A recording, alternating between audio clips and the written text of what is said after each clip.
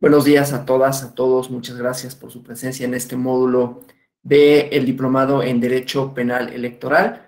El día de hoy, la maestra Gladys Fabiola Morales Ramírez nos va a hablar sobre generalidades, ¿no? La tutela del derecho penal, cómo se insertan el derecho penal en las reglas electorales y el proceso penal de delitos electorales en el sistema penal acusatorio, a grandes rasgos. Me voy a permitir leer una breve síntesis curricular de la maestra Gladys, a quien le doy la bienvenida y las gracias por su presencia y por su amabilidad de estar en este diplomado. Gladys Fabiola Morales es licenciada en Derecho, egresada de la Universidad Autónoma de Chiapas y maestra en Derecho por la División de Estudios de Posgrado de la Facultad de Derecho de la UNAM. Como abogada, se ha dedicado a la defensa de mujeres privadas de la libertad y la documentación de casos de tortura. Colaboró con la Clínica de Justicia y Género Maricel Escobedo de la UNAM y organizaciones de la sociedad civil. En el ámbito académico, su línea de investigación se ubica en los estudios de política judicial y análisis empírico del derecho. Se enfoca en la discusión de precedentes judiciales. Ha participado en diversos proyectos de investigación relacionados con la defensa de derechos humanos, toma de decisiones judiciales y educación jurídica, y también ha realizado estancias de investigación en el Instituto de Investigaciones Jurídicas de la UNAM, así como en la Universidad de Minnesota. Actualmente es responsable de la Subdirección de Investigación y Análisis en el Instituto de Estudios Judiciales del Tribunal Superior de Justicia de la Ciudad de México.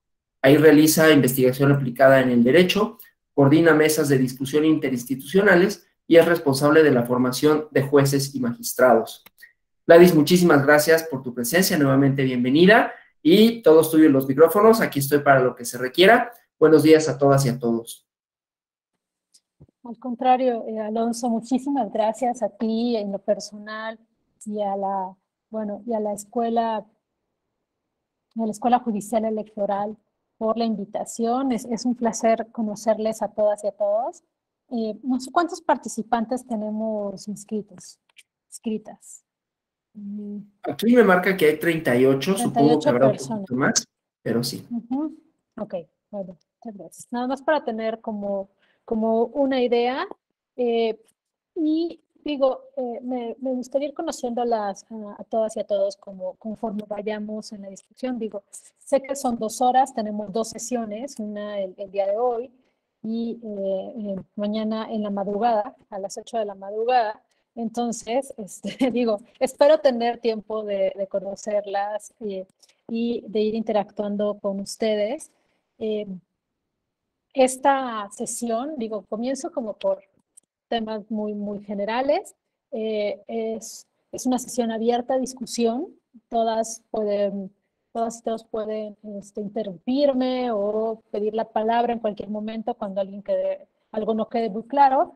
Es súper intensa, entonces luego me pongo a hablar y me encanta. Entonces, también pueden como decirme, hey, no nos quedó claro esto, o no coincido también con algo de lo que tú estás diciendo.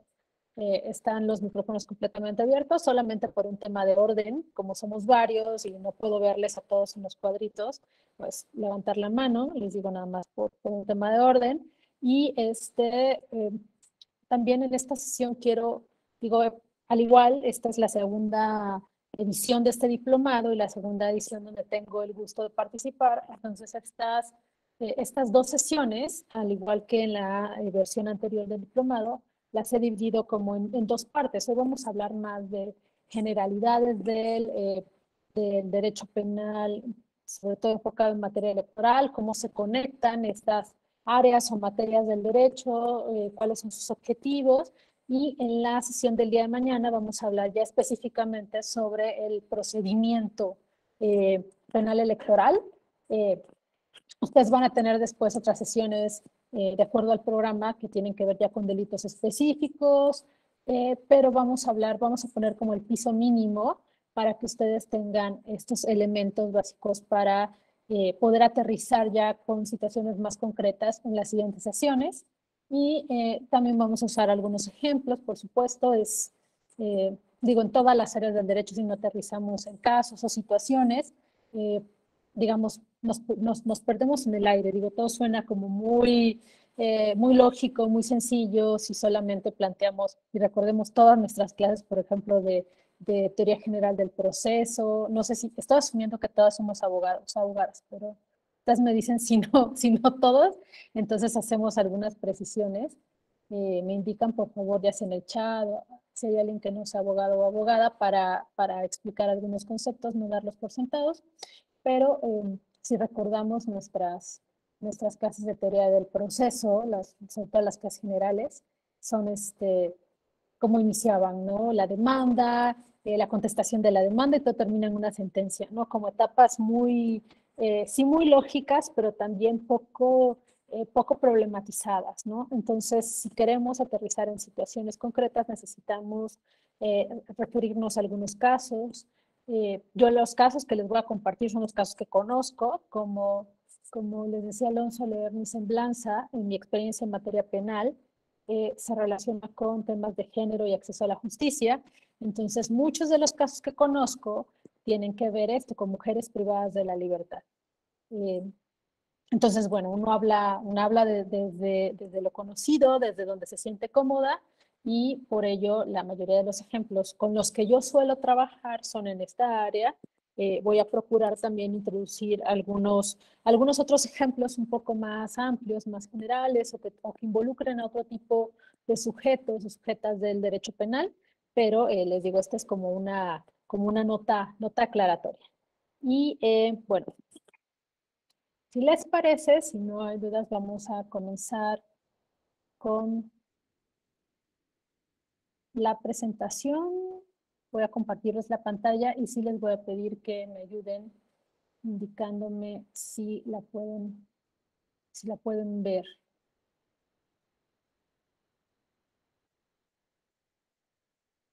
Sí, se ve bien, Gladys. ¿Sí se ve bien? Ok. Sí. Vean, como no puedo usar a la vez, vean, si cambio para verles a ustedes, no pierdo la presentación. Entonces, si hay alguna duda, porfa, me pueden abrir el micrófono y decirme, porque no voy a poder como ver las dos pantallas por alguna razón, porque estoy entrando al Meet digamos, desde el Google y no como desde una aplicación aparte. Pero bueno, dicho esto, les digo, me van diciendo cómo fluye la clase.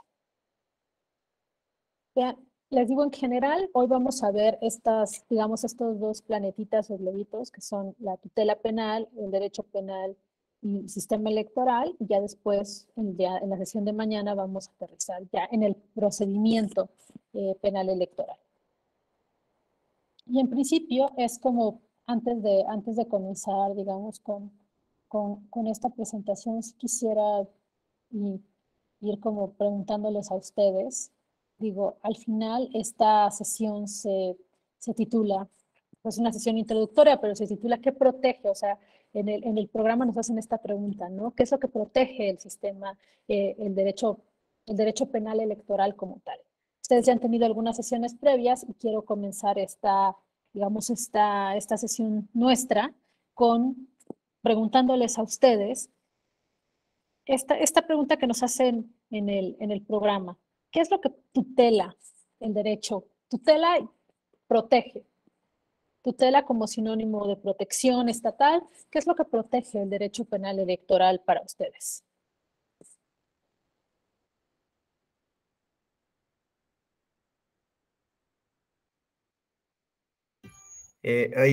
Si me permite, maestra. Sí, Gladys, por favor. Ok. A ver, César y luego Francisco. Pues yo en concreto diría que lo que protege es la integridad de las instituciones y de los procesos electorales debido a que no tienen una área específica que se encargue concretamente de imponer sanciones por delitos electorales. Ok, entonces dice César, instituciones y procesos electorales es lo que se tutela, lo que se protege. ¿A través de qué? De sanciones. Eso es lo que nos dice César. De delitos. De delitos. Como los delitos que implican sanción. O sea, sí estamos involucrando, Sí. o sea, estamos vinculando estos dos conceptos, delito, sanción.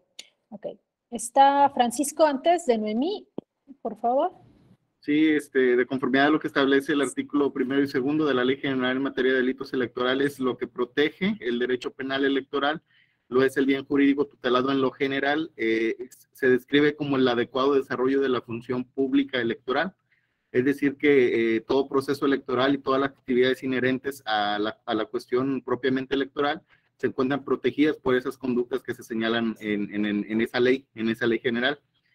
Sin embargo, también hay que puntualizar que existen otras vías en las que se pueden sancionar conductas que atentan contra los principios rectores en materia electoral, que sería la vía administrativa mediante los procedimientos sancionadores especiales y todos los demás recursos y denuncias, quejas que se puedan presentar en aquella vía. Muchas gracias, Francisco. Y aquí Francisco introduce otro término, otro concepto, que es el bien jurídico tutelado.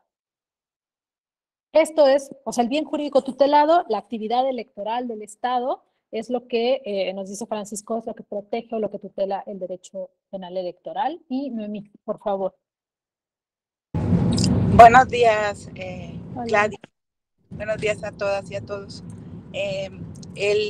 Lo que protege, sí, como bien lo comentaba hace un momento, es el buen desarrollo del proceso electoral.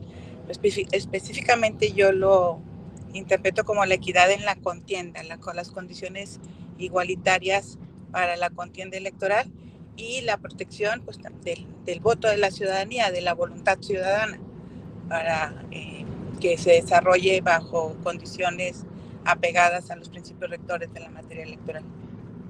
Gracias. Okay. La equidad en la contienda, que es también un elemento del sistema electoral mexicano. Gracias, Noemí. Pablo y Mirna, para cerrar, por favor.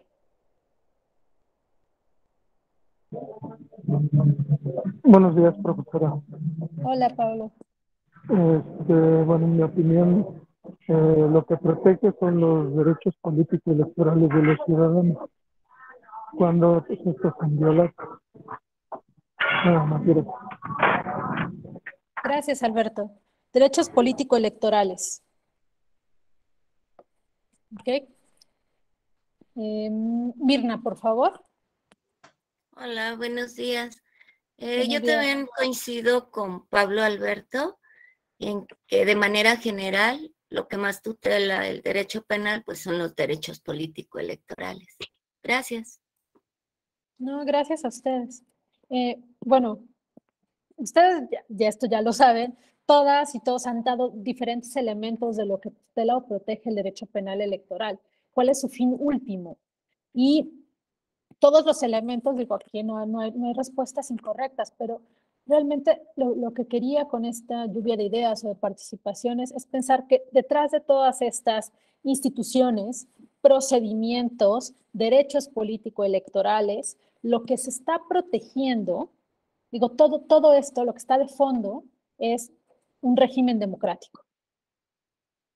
O sea, en el régimen democrático estatal está compuesto por todos estos elementos que ustedes han señalado, por instituciones democráticas, desde los tribunales electorales, el INE, o sea, todos estos órganos que organizan los procesos electorales, los derechos político-electorales de las ciudadanas y los ciudadanos, el derecho a votar y ser votado como, digamos, como puerta de entrada. Esto presupone un régimen democrático.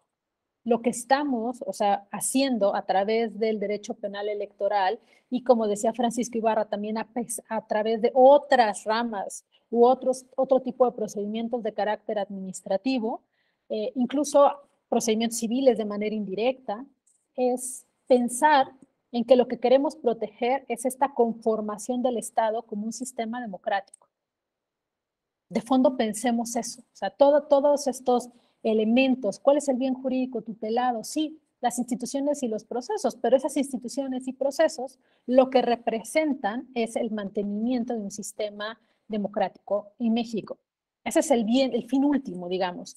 Y en este marco, y ahora sí regreso a la presentación,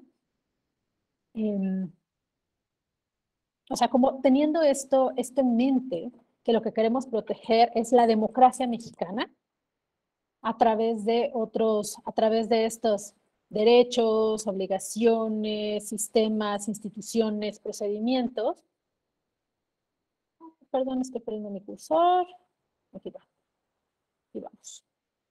Ya la deben estar viendo.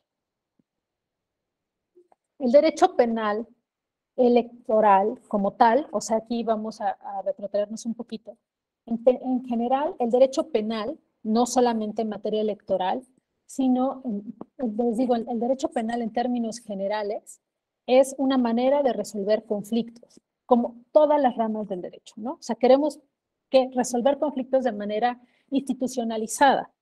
Cuando, y les digo aquí, regreso a las clases, yo doy una clase en licenciatura de teoría general del proceso y siempre me gusta como con las estudiantes que son muy jóvenes, les digo, están como iniciando su formación como abogados y abogadas, es pensar que a nosotras nos enseñan, o al menos en mi caso fue así, que todo lo que tiene que ver con los procedimientos de solución de conflictos es como una evolución lineal, ¿no? Pasamos como de las cavernas donde nos peleábamos donde nos peleábamos por la comida, por la reproducción, por elementos, a la venganza privada, y al final y también fuimos como evolucionando hasta tener un sistema donde tenemos la participación de un actor o actora que es independiente, que es un juzgador o juzgadora, un procedimiento establecido, recursos efectivos, o sea que todo esto es un procedimiento, bueno, no es un procedimiento, sino es una evolución lineal, ¿no? Donde la mejor manera de resolver nuestros conflictos son los procedimientos judiciales de todo tipo. Y aquí se inserta el derecho penal, les digo en términos generales, no únicamente en materia electoral, ¿no? Como parte de esta evolución lineal que hicimos como sociedad. Algo que siempre les digo, me gusta problematizar, es pensar que esta es, o sea, la mejor solución, o sea, realmente las evoluciones de las instituciones de impartición de justicia son este mecanismo lineal. Abandonamos, por ejemplo, las venganzas privadas u otros mecanismos de solución de nuestras controversias como sociedades con la instalación de este sistema de justicia a manos del Estado. Entonces, voy a reformular esta reflexión. Una es pensar si las otras formas de solucionar conflictos se eliminaron, y dos, pensar si esta forma institucionalizada es la mejor en todos los casos. Pregunta abierta.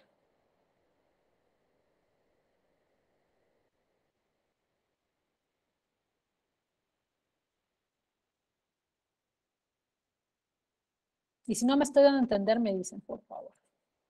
Igual.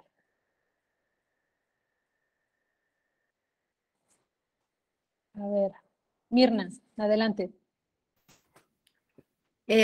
Bueno, yo creo que sí es una alternativa para solucionar los conflictos, pero considero que el judicializar los problemas no es como la mejor alternativa.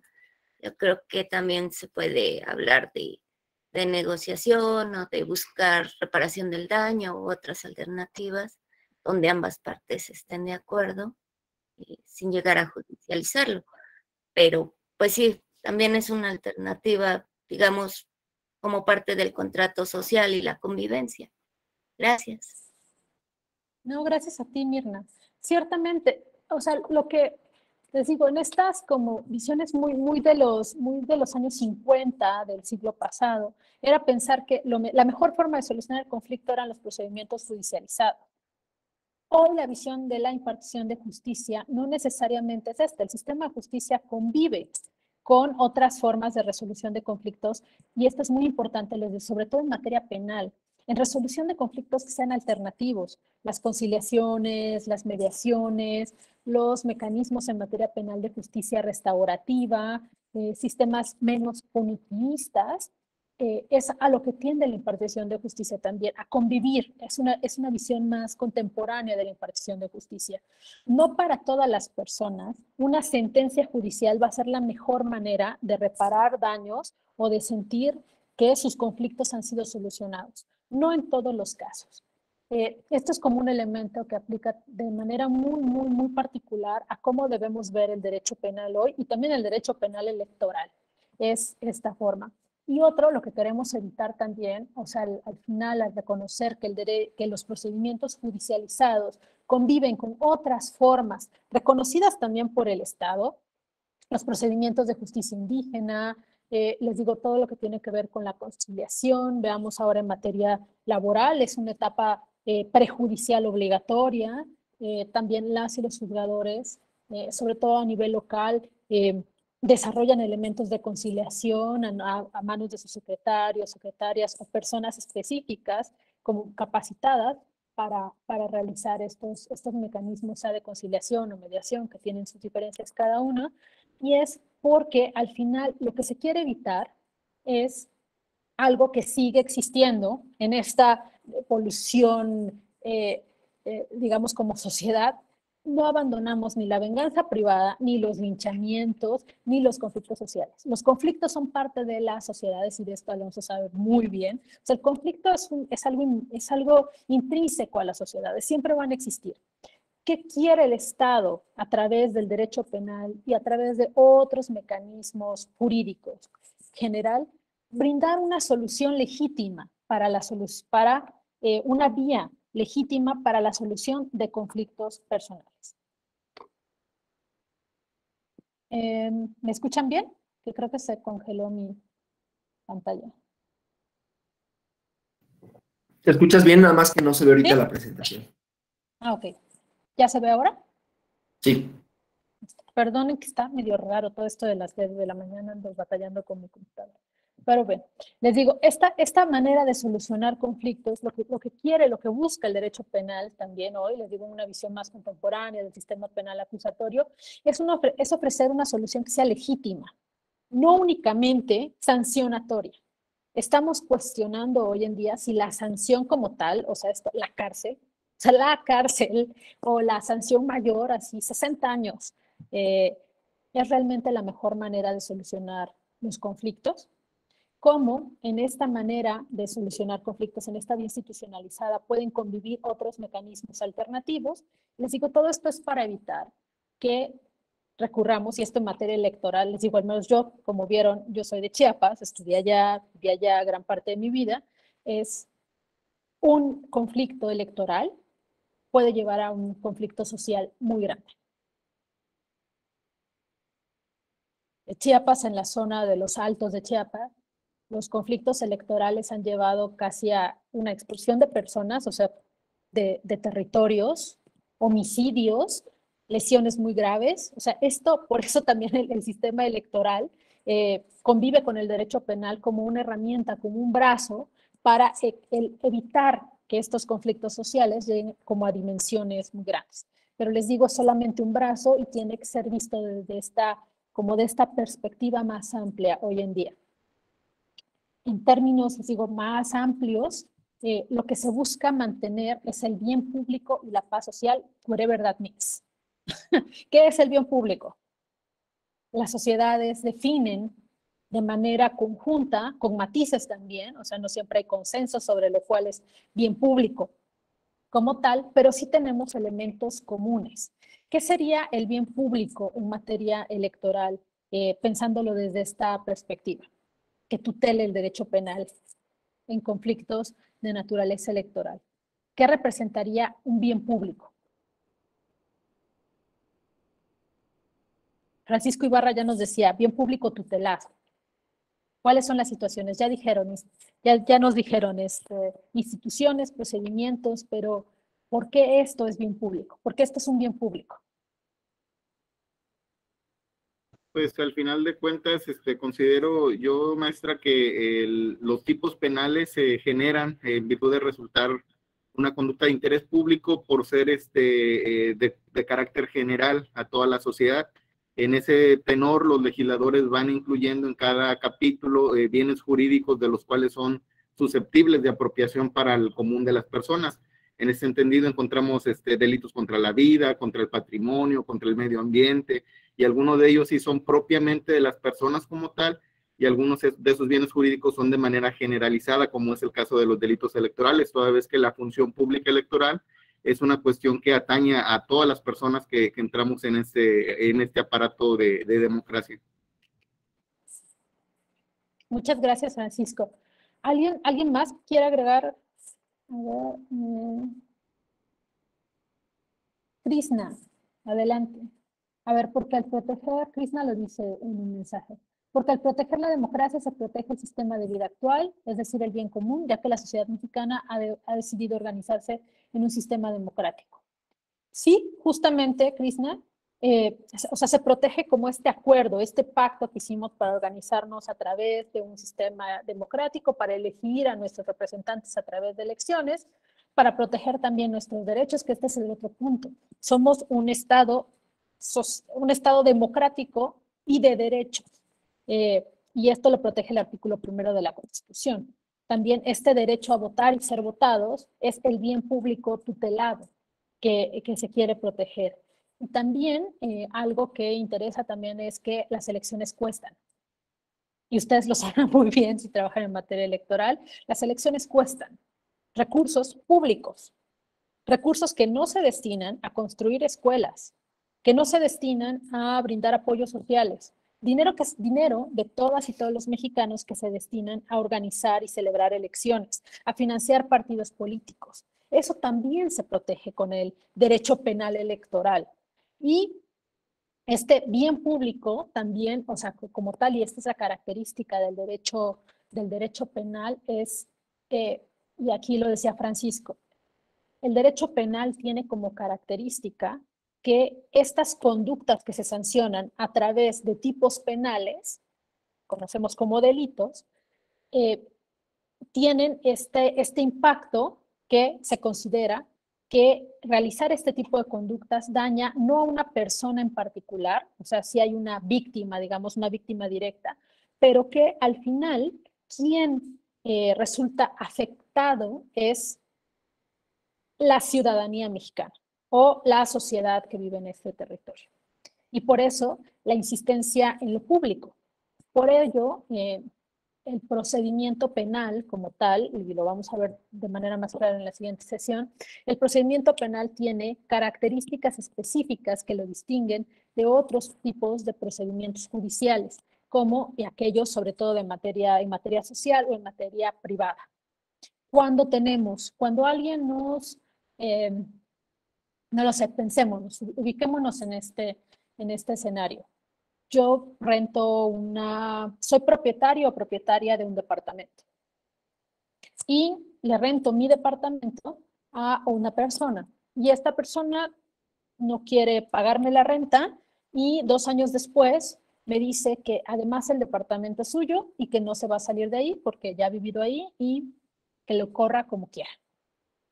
¿Cuál es el bien jurídico tutelado allí? ¿Cuál es mi afectación? Si yo quisiera pedirle, no estamos hablando de materias todavía, si yo quisiera como pedirle al Estado, hey, necesito que resuelvas este conflicto que tengo con esta persona, ¿cuál sería el bien jurídico tutelado en esta situación? El patrimonio, ¿no? El patrimonio, sí, Cristina, el patrimonio. El derecho a la propiedad. La propiedad. ¿Quién dijo Carlos? Y no sé quién más, no vi quién participó. El derecho a la propiedad. Sí, gracias. ¿Me dices tu nombre? Noemí. ¿Quién participó? Ah, Noemí, perdón. Que les digo, como tengo que estar aquí cambiando pantallas, se me va la onda. La propiedad, el derecho a la propiedad. Ese es el bien jurídico tutelado en este caso, les digo, muy sencillo que les estoy planteando. Cuando nos vamos a materia penal, todo lo que tiene que ver con materia penal es un daño a la sociedad. No son derechos, digamos, de carácter, o sea, sí pueden estar violentados derechos de carácter individual, como la vida. La vida se protege a través de un tipo penal que se llama homicidio o lesiones o delitos contra la salud, o sea, hay como todo un catálogo de delitos vinculados a proteger la vida de las personas. Pero en materia penal, cuando aterrizamos en el derecho penal, lo que ocurre es que este daño que puede ser general o puede ser individual, preocupa a la sociedad como tal. Y por esto tiene un régimen especial y diferenciado. Si yo quisiera denunciar un despojo o esto, les digo, un incumplimiento de contrato, voy con una demanda a un juzgado especializado en materia civil o en materia mercantil, dependiendo de la naturaleza del contrato que haya celebrado en un contrato de arrendamiento. No requiero de la intervención del Ministerio Público, de esta figura que está vinculada a las fiscalías. Ustedes ya tuvieron sesiones donde ven a las fiscalías especializadas. O sea, no requiero ocurrir a nadie. Yo integro la demanda como ciudadano o como ciudadana y yo voy y la presento. ¿Y quién decide si continúo con el proceso o no, si llego a un acuerdo o no? Yo solita, de acuerdo a mis intereses. En materia penal, la intervención del Ministerio Público, quería ver si había algún comentario en el chat, perdonen, la intervención del Ministerio Público está vinculada a esta noción de proteger un bien público, un bien social que va más allá. Y por eso los delitos o la persecución de los delitos, una, se deposita en manos de esta institución que sobrevive a pesar de los cambios en el sistema de justicia penal, que es el Ministerio Público, que está en manos de fiscalías especializadas. Digo, en materia electoral está la Fiscalía Especializada en Delitos Electorales, y esto es algo muy del sistema mexicano, tenemos fiscalías para todo. O sea, el Ministerio Público, la noción del Ministerio Público, o sea, incluso como lo conocemos en nuestros cursos de Derecho Penal, el representante del pueblo, ¿no? El representante de la ciudadanía, esta institución o este brazo del Estado que toma en sus manos buscar que se solucione un daño, una afectación a un derecho, a alguna situación que tenga que ver con una conducta sancionable por el catálogo de delitos, pero al final es el Ministerio Público quien decide si continúa con el proceso, si presenta una demanda. Conforme ha evolucionado el sistema también de justicia penal, se le ha dado más participación a las personas. Anteriormente,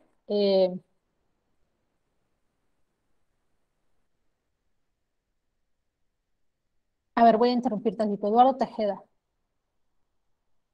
Considero buscar entender qué se protege nos lleva a plantearnos una pregunta. Si el bien jurídico que se protege es individual o colectivo, de ahí lo que se ha llamado la invasión del derecho penal y el abandono de la última ratio.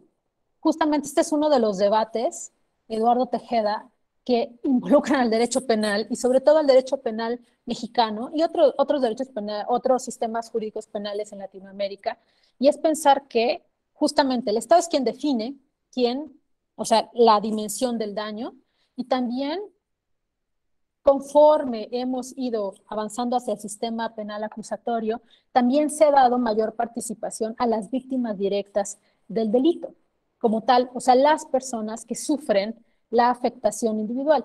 Y ustedes conocen, por ejemplo, el caso Radilla, ¿no? Voy a dejar de presentar un ratito para verlas, para poder verles, conocerles.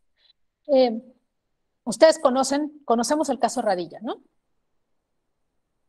Famosísimo el caso Radilla. Generó muchísimos precedentes. Uno de ellos, un varios, que al final un varios que hasta ahora comienza siendo un precedente importantísimo en la Suprema Corte de Justicia para analizar todo lo que tiene que ver con la obligatoriedad de tratados internacionales en México, etc. Hay otro precedente que no es tan conocido en el caso Radilla, pero que también fue bien importante, y esto tiene que ver ya específicamente en materia penal. Los hijos de Rosendo Radilla, cuando está abierta todavía la investigación por desaparición forzada, y les digo, en todas estas fiscalías, y esto es algo muy característico del derecho mexicano, tenemos fiscalías especializadas en delitos electorales, fiscalías especializadas en delitos sexuales, fiscalías especializadas en tortura, en desaparición, o sea, es una pulverización. La función es la misma, sí, pero lo que se ha buscado es que con un grado de especialización se brinden mejores garantías de acceso a la justicia. ¿Esto se ha logrado sí o no? Cuestión de debate.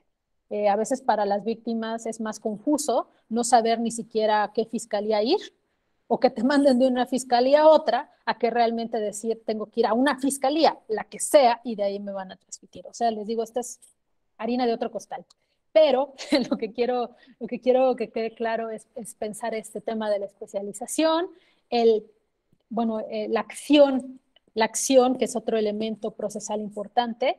¿Quién es titular de la acción procesal penal electoral? El Ministerio Público, la Fiscalía en este caso, la FIPADE, y pensar, les digo, en este caso también la participación de las víctimas siempre, también en materia procesal penal electoral, vamos a ver este debate, las víctimas directas, no este ente generalizado que es la ciudadanía mexicana, ¿no? Sino la persona que sufre la afectación de manera directa, ¿cuál es su papel si al final la acción penal o esta llave para abrir un procedimiento penal está en manos del Ministerio Público? Y les digo, en el caso Rosendo Radilla, un precedente no tan conocido, surge cuando estaba abierta la carpeta de investigación, que les digo, es un caso que se haya judicializado, está en investigación, están buscando el paradero de Rosendo Radilla, etcétera. Entonces está abierta la averiguación previa. Esta etapa donde el Ministerio Público lo que hace es reunir evidencias de presunta responsabilidad de una persona en la comisión de un ilícito penal. Entonces, fue Tita Radilla en particular, va a la agencia del Ministerio Público y dice a la Fiscalía y dice, ¿sabes qué? Quiero ver en qué va la carpeta de investigación donde están buscando el paradero de mi padre. ¿Qué creen que les dijo el Ministerio Público?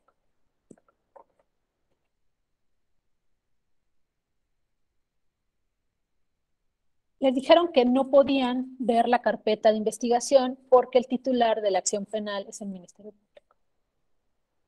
Obviamente este es un caso que tiene otras implicaciones, pero, y les digo, en mi práctica profesional sí les puedo decir que en el sistema penal inquisitorio, previo a la reforma de 2008, era muy fácil.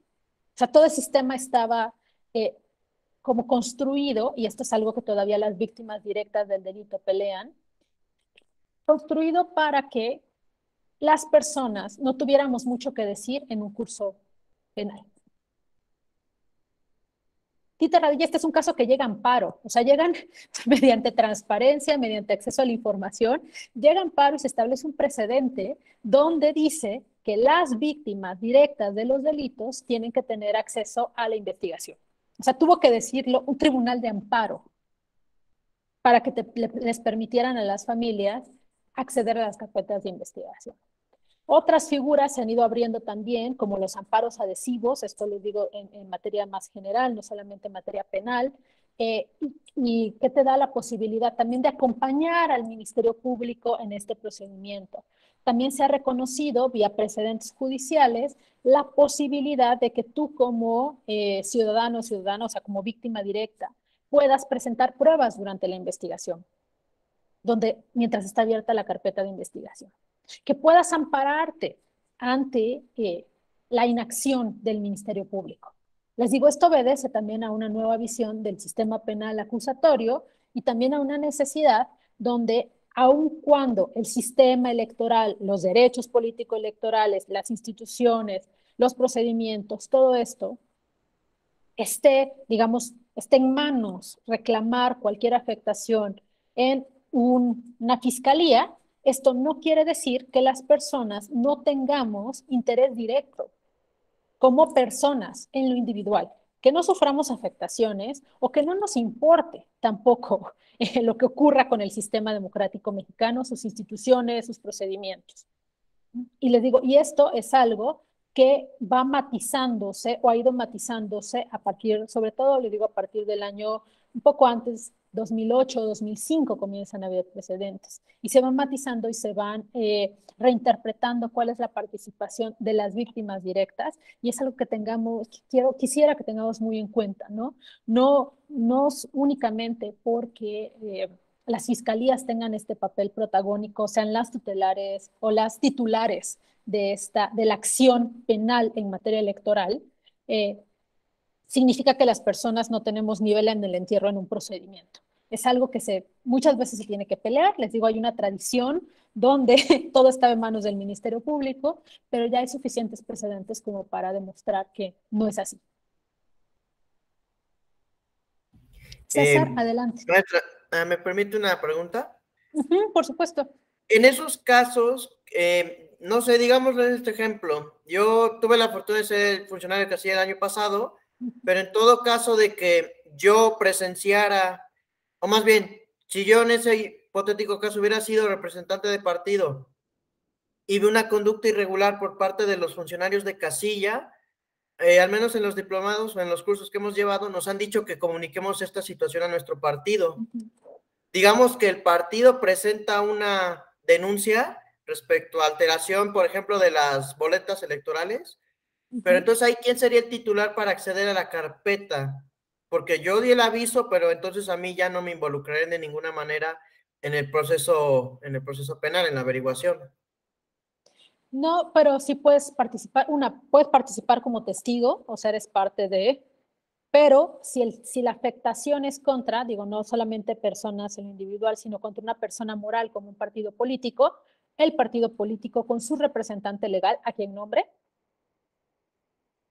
tiene que tener derecho a la carpeta, acceso a la carpeta de investigación que se abra. Quizá ya no César, pero el representante legal del partido sí, y a ti te tienen que llamar como testigo, y tú también como testigo dentro de un procedimiento penal electoral también tienes derechos y obligaciones. Pero entonces, participamos indirectamente no siendo el titular, o más bien, no somos considerados víctimas, sino en concreto el partido político. El partido político. En este caso que tú ubicas. Pensemos en otro caso, si tú fueras víctima de violencia política en razón de género, entonces allí podría ser afectado, o sea, tú directamente como persona, quizá también el partido político, porque si te violentan a ti de manera indirecta puede estar afectando las posibilidades de contienda del partido, no lo sé, le digo, lo estoy inventando, pero hay diversas situaciones. En el ejemplo que coloca César, sí sería una afectación directa al partido político como persona moral. Bueno, como no necesariamente persona moral, estoy equivocando. Como una institución, los partidos políticos son instituciones de interés público, ¿no? No es como una empresa o así. Entonces, a esta institución que se llama partido político es a quien se está afectando, nombras un representante y puedes acceder no solamente a la carpeta de investigación, sino puedes participar en todo el procedimiento. Les digo, siempre de la mano del Ministerio Público o de quien lleve el caso. Si es otro tipo donde la afectación es directa hacia mí y pienso de manera inmediata en los delitos de violencia política por razones de género, entonces sí, la persona que sufre la afectación de manera directa, inmediata, es quien puede intervenir no solamente como participante de un partido político, sino como persona, como Gladys Morales, como César, como Mirna, como Claudia. Sí, maestra, gracias. No, gracias a ustedes. ¿Vamos bien hasta acá? ¿Cómo se sienten? ¿No se me han aburrido? La Mirna, adelante. No. Bueno, creo que no nos hemos aburrido.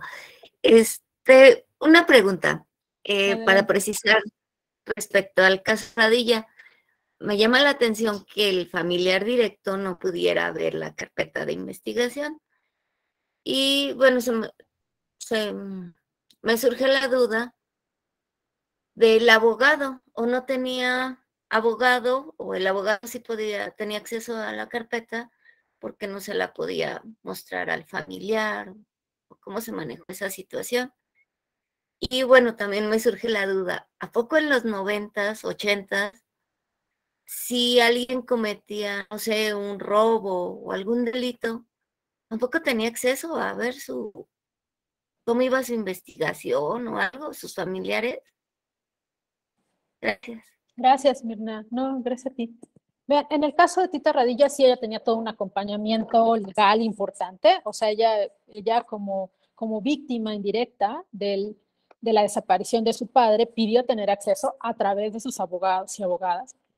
Y por eso les digo, este es un caso que llevó amparo, o sea, que tenía acompañamiento legal. Y el Ministerio Público aún así dijo no, porque el titular de la acción penal soy yo. ¿Qué pasaba en los 90, por ejemplo, como dices, Mirna? ¿Podías tener acceso? Sí, pero cuando el Ministerio Público quisiera darte acceso. O sea, no había este reconocimiento de la participación de la víctima como tal, sea persona física, moral, institución político-electoral, en este reconocimiento institucional o estructural de la participación. No había precedentes, reglas específicas. Entonces, todo esto quedaba, este es un término como más de derecho administrativo, a discrecionalidad del Ministerio Público. Si tenías un robo que era irrelevante para ellos, si te ibas a preguntar por la carpeta de investigación, etcétera, pues bueno, igual podían darte acceso, si no les interesaba mucho, ¿no?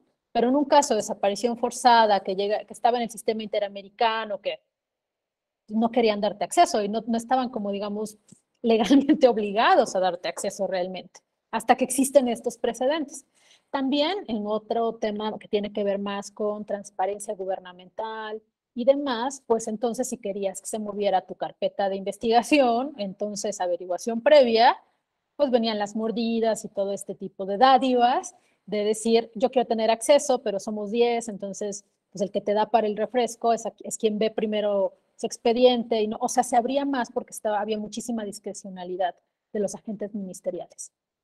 O sea, no solamente es este tema, este reconocimiento de la persona que es, o persona, les digo, física, moral, institución, como parte activa del proceso penal o de las investigaciones en materia penal, tiene muchísimas implicaciones, sí es más nuevo y lo que busca es reducir el poder o esta invasión, como decía Eduardo Tejeda, del Ministerio Público, esta omnipotencia que tenía el Ministerio Público.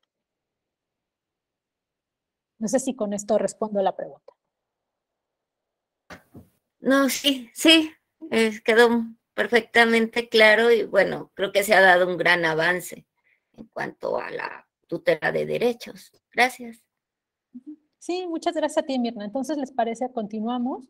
Voy a regresar a la presentación para ver esto. A ver, permítame. Vamos a permitirlo y ahora regresamos a la presentación, que ya la deben estar viendo. Entonces, decíamos, protege esta paz social bien público, todo en un marco de derechos y obligaciones. Eduardo Tejeda dice, era porque en el sistema penal inquisitorio mixto, tanto el imputado como la víctima eran objeto de investigación y no sujetos. ¿Es algo así? Sí, así se observaba, o sea, como toda esta visión de la estructura, de cómo estaba pensado o diseñado el sistema penal, digo en general, no solamente en materia electoral, tenía que ver con esta idea donde éramos objeto de protección las personas y no sujetas de derecho, no titulares del derecho como tal. En la noción esta ya tiene que ver más con un régimen de derechos humanos bajo el amparo del artículo 1, la reforma constitucional, viene a impulsar esta visión donde no únicamente estamos hablando de procedimientos penales como tales, sino de garantías de tutela judicial efectiva, debido proceso, el derecho, y por ejemplo, en el debido proceso, una de las vertientes del debido proceso es el derecho a ser escuchado por un tribunal independiente, competente, a la defensa judicial efectiva. O sea, todos estos como nuevos parámetros que nos da no solamente el sistema penal acusatorio, sino también la reforma constitucional, viene a transformar la visión de lo que representa un procedimiento penal y a reconocer la participación de los individuos o las personas morales o la ciudadanía en general en la intervención de la persecución y sanción de los delitos. Estamos frente a un nuevo paradigma que les digo es realmente nuevo y lo cual en la práctica quienes intervenimos en casos de naturaleza penal tenemos que batallar. A mí sí me ha tocado pedir, aún hoy, que me den acceso a la carpeta de investigación, que me permitan presentar pruebas. O sea, me he tenido que amparar para poder presentar pruebas en el marco de una carpeta de investigación. Ha sido necesario que un juzgador, afortunadamente ya no tenemos que ir como Tita Radilla a un caso de amparo directo o incluso a pedir la intervención de la Corte, sino que ya los juzgados de amparo de inmediato, o sea, ya es algo que se resuelve de manera relativamente sencilla, pero sí tienes que aguantarte el procedimiento de amparo y decir, yo también tengo derecho a presentar pruebas en el marco de una carpeta de investigación. O sea, aún lo tenemos que pelear. Pero, les digo, ya existe el suficiente andamiaje para que no sea tan complicado como lo fue en su momento para Tita Radilla.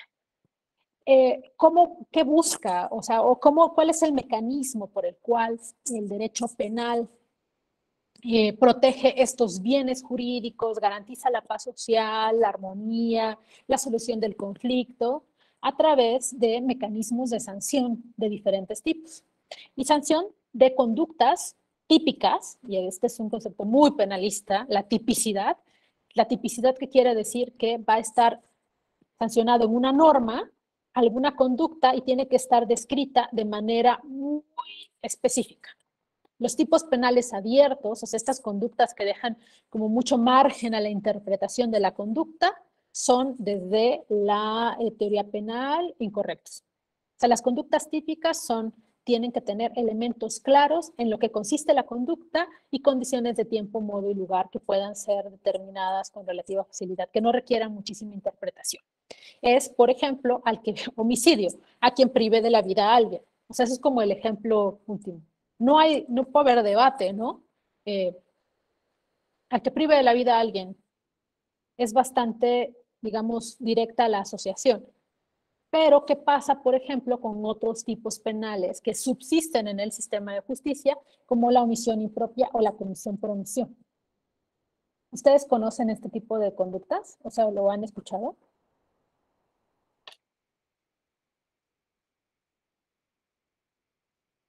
¿Sí?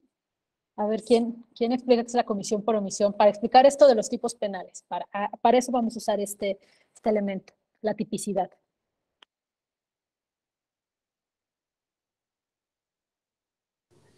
Es cuando tienes una obligación como autoridad y no la cumples, es una omisión. Gracias, Noemí. Gracias, Noemí. El derecho penal y otras ramas del derecho también sanciona conductas de acción o de omisión también. Y, digo, en este caso tan famoso que resolvió ayer la Corte, es una conducta de comisión por omisión, lo que se sancionó. Y hay otros ejemplos que puedo darles de este tipo de delitos. La comisión por omisión es una figura que se ha introducido y que ha sido muy cuestionada desde el punto de vista de la teoría penal o de la técnica penal, porque es un tipo penal abierto. O sea, si ustedes ven, no tengo aquí la mano, pero el delito de comisión por omisión es una figura que está en todos los códigos penales de nivel local, sobre todo en el Código Penal Federal, donde dice, tú tienes este catálogo de delitos, ¿no? Lesiones, homicidio, digo, al que prive de la vida a alguien. Quedémonos con este que es relativamente sencillo de explicar. Al que prive de la vida a alguien. ¿Qué es lo que tengo que hacer? Si yo fuera un ministerio público, demostrar que la persona que falleció, hay una relación causal en una conducta que yo hice, ¿no? Porque le disparé, porque lo atropellé, porque toco madera que nunca. O sea, porque hice algo, ¿no? Pero las conductas de omisión, al final, las conductas de comisión por omisión, son este tipo donde tú como persona estás obligada a cuidar de otra persona. Eres garante del bien jurídico tutelado. Pensemos, en un caso de homicidio, la vida. Yo soy garante de la vida de otra persona por situaciones específicas. ¿En qué momento alguien podría ser garante de la vida de otra persona? De tus hijos. Hola, buenos días.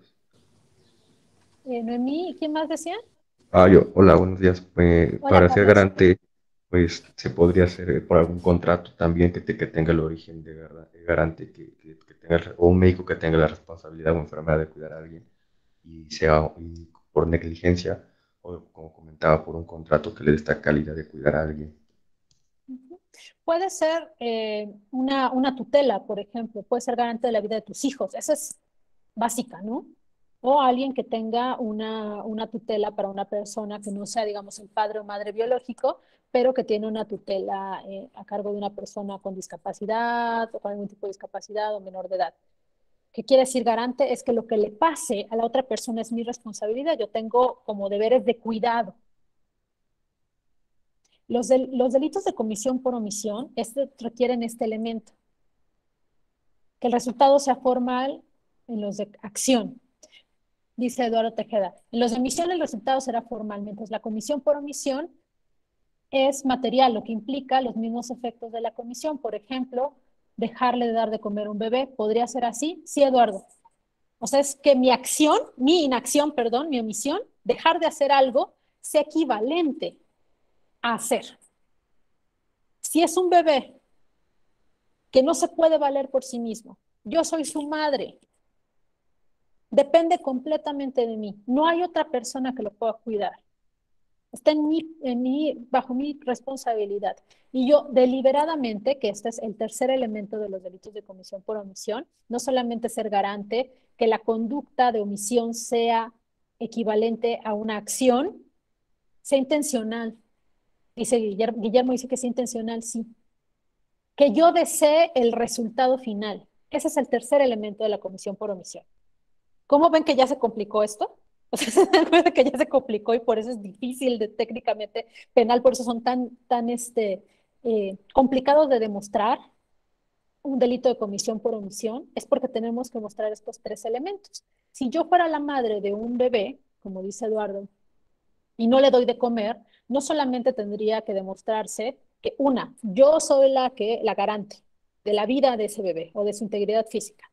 Además, que mi omisión fue equivalente a la acción, que el no darle de comer implicó una afectación directa sobre ese día.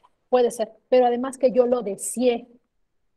O sea, que yo lo hice intencionalmente, que yo dije, no le voy a dar de comer porque quiero que se muera. Eso es lo que se tendría que demostrar.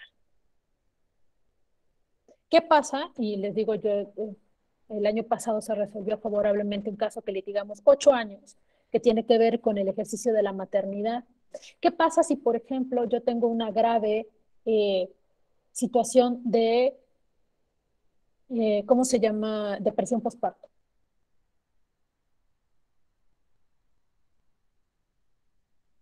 No tengo redes de apoyo, no tengo pareja, soy madre soltera,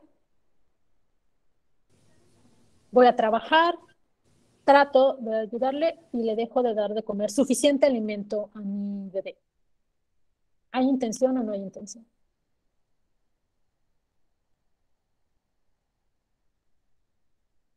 ¿Qué creen ustedes? Yo considero que se actualizan algunas causas excluyentes del delito o bien de la responsabilidad penal, toda vez que pues, no tiene los medios necesarios para proveerle, ¿verdad? Entonces sería útil analizar todos los artículos que incluyen esas cuestiones de las excluyentes del delito en sí mismas, un estado de necesidades culpantes, cumplimiento de un deber o cualquier otra, ¿verdad? De las que se señalen y checar si de acuerdo a sus elementos se ajusta dicha hipótesis. Muchas gracias, Francisco. Y también Eduardo Pliego decía, es un estado de necesidad. Sí, acá hay dos situaciones. Una, o no se configura el hecho, o sea, el delito, porque falta el último elemento que es intencionalidad. O bien hay un excluyente. Sí tuve intención, pero porque estaba enferma, ¿no? No es que no sea relevante la vida de ese bebé. O sea, no es que no se pueda proteger, pero los tipos penales sí tienen que ser muy específicos de acuerdo a la conducta. Y tiene que demostrarse, tienen este nivel elevado de demostración. Porque ¿cuál es el resultado? ¿Cuáles son las sanciones? Las sanciones penales se consideran, que es, por ejemplo, y por este es el dicho de la última ratio, porque son más trascendentales. El efecto de una sanción penal es mucho más grande que una sanción civil, mercantil, familiar. El impacto del derecho penal en la vida de las personas es más amplio.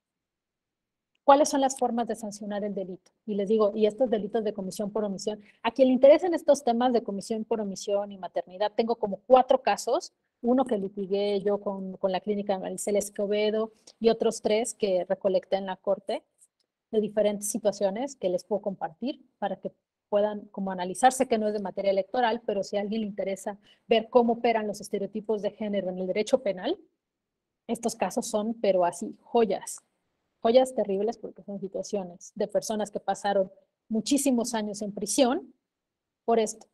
por haber incumplido con un deber de cuidado sobre los hijos. Y pongo incumplido porque en realidad eran madres que hacían lo posible realmente por cuidar de sus hijos, pero por situaciones de pobreza sobre todo, no cumplían con este estándar del ideal de la madre heroína que lo puede hacer todo. Entonces le digo, quien quiera se las paso, son sentencias muy importantes. Pero como no tiene que ver en materia electoral, no quiero como abundar en ellas, es únicamente un ejemplo de cómo este tipo, o sea, cómo los tipos penales pueden, o sea, esta idea de la tipicidad, de que tienen que ser claros, precisos, evitar ser demasiado abstractos o la interpretación es fundamental. Y también esto está vinculado con la sanción que se impone. ¿Cuáles son las maneras de sancionar el delito?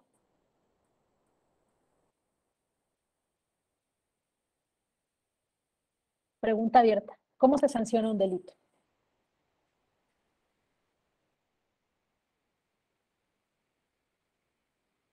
Cuando pensamos en un proceso penal, ¿en qué queremos que concluya?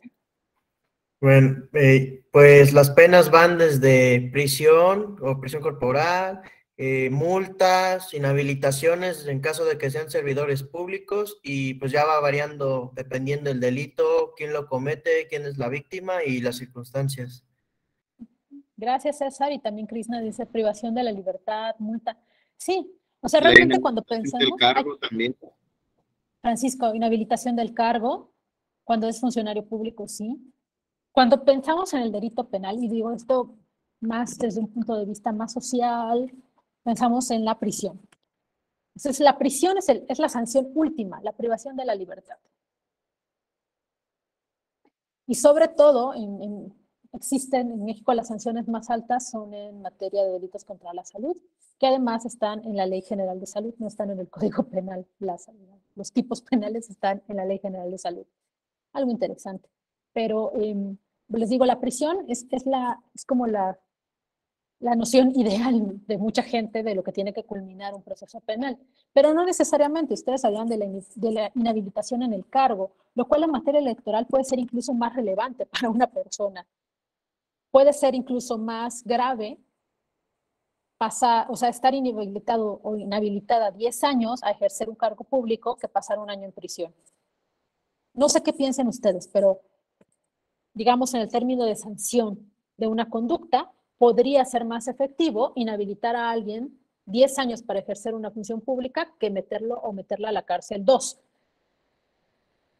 O sea, aquí es... Y también este tipo de sanciones también pueden ser multas o medidas alternativas a la prisión, dependiendo, y esto tiene que ver con el grado del daño causado. Si tú tienes un caso de homicidio intencional, así doloso, pues bueno, la sanción, la pena de prisión no está, digamos, cuestionada, ¿no? Y también tienes que pagar reparaciones del daño. También si eres funcionario o funcionaria pública y este homicidio puede estar vinculado con el ejercicio de la función pública, podría estar, pero es un escenario un poco más alejado. Pero al final puedes tener varios regímenes de sanciones, no solo la cárcel. Inhabilitado para ejercer una profesión, sí, Guillermo, y esto en los casos de responsabilidad profesional. Médicos o abogados incluso nos pueden inhabilitar por mala praxis. Y a los médicos también está la Comisión Nacional de Arbitraje Médico, o sea, sobre todo con los médicos está el régimen penal como muy definido, ¿no? Por mala praxis médica. También hay mecanismos alternativos, y esto tiene que ver con delitos que no son considerados graves.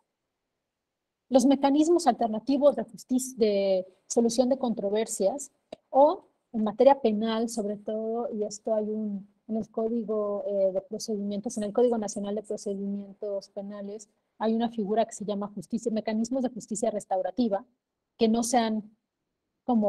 hemos definido en México lo que realmente significa la justicia restaurativa y tiene diferentes como elementos. En Latinoamérica, en Sudamérica, sobre todo Uruguay y Argentina, con todos estos procedimientos de tránsito a la democracia después de la dictadura, por ejemplo, de Pinochet o la dictadura argentina, la justicia restaurativa se entiende como estos mecanismos de búsqueda de verdad y de justicia.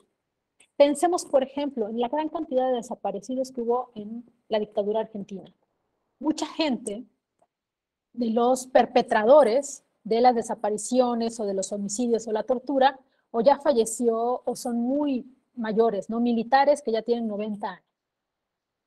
A esas personas no se les puede, y ya están enfermos, ¿no? Por diferentes condiciones no se les puede encarcelar. Y es más, la reparación de ese daño tan profundo, que es la desaparición de personas o la tortura, no necesariamente se puede solucionar a través, o no necesariamente la mejor sanción es la prisión, es lo que se ha debatido en Sudamérica. Los mecanismos de justicia restaurativa buscan esto, reparar el daño por otras formas. Por ejemplo, para una víctima de tortura puede ser más importante, puede ser, les digo, no en todos los casos, puede haber un caso donde esta persona diga, yo quiero que no salga de la cárcel el perpetrador de la tortura, pero otros pueden decir, ya es un señor militar retirado de 90 años con cáncer, no significa nada para mí que pase el resto de los años que le quedan de vida en la prisión. Lo que significa para mí es que me pida perdón públicamente por lo que me hizo. Esto ha pasado, les digo, sobre todo en Argentina y en Uruguay. Estos mecanismos de justicia restaurativa se han introducido en materia penal como estas formas donde la prisión o las grandes multas no necesariamente son la mejor manera de sancionar un daño. Y les digo, ¿cómo se repara una desaparición forzada? Por más dinero que te paguen, no se repara así. Quizá puede ser más impactante para una víctima o para las víctimas indirectas, los familiares, sobre todo, que te pidan perdón públicamente,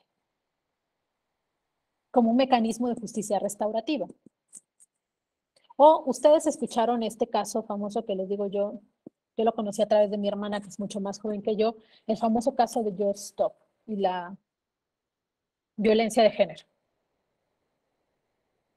¿Alguien nos puede contar en qué consistió este caso?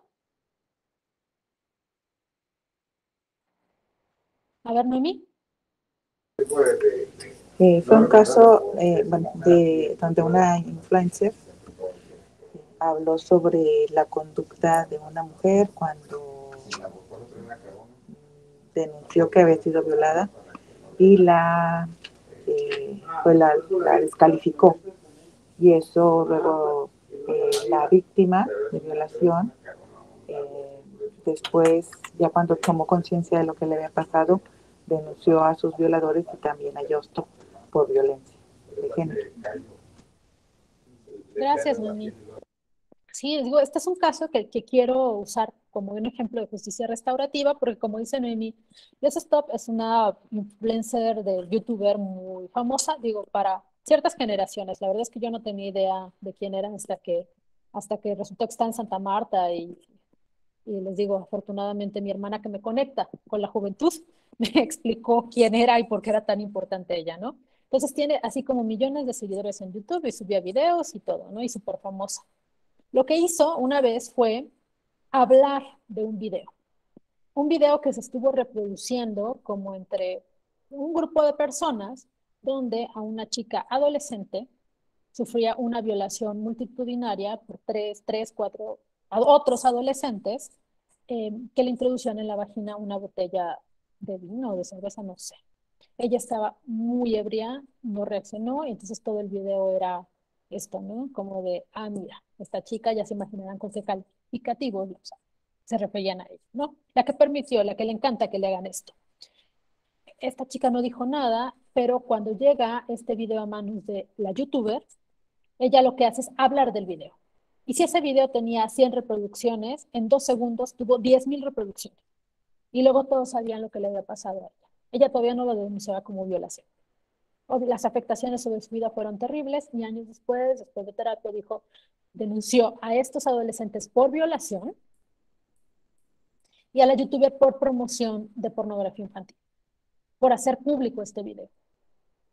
Si tú ves el tipo penal, sí, la verdad, cuando yo me enteré de esto, decía, uy, sí está bien difícil que salga de estas, porque la youtuber sí era mayor de edad, o sea, sí tenía como mayor conciencia de lo que estaba haciendo, y lo que hizo fue promover que la gente viera un video donde se practicaba una violación multitudinaria a un adolescente, muy grave.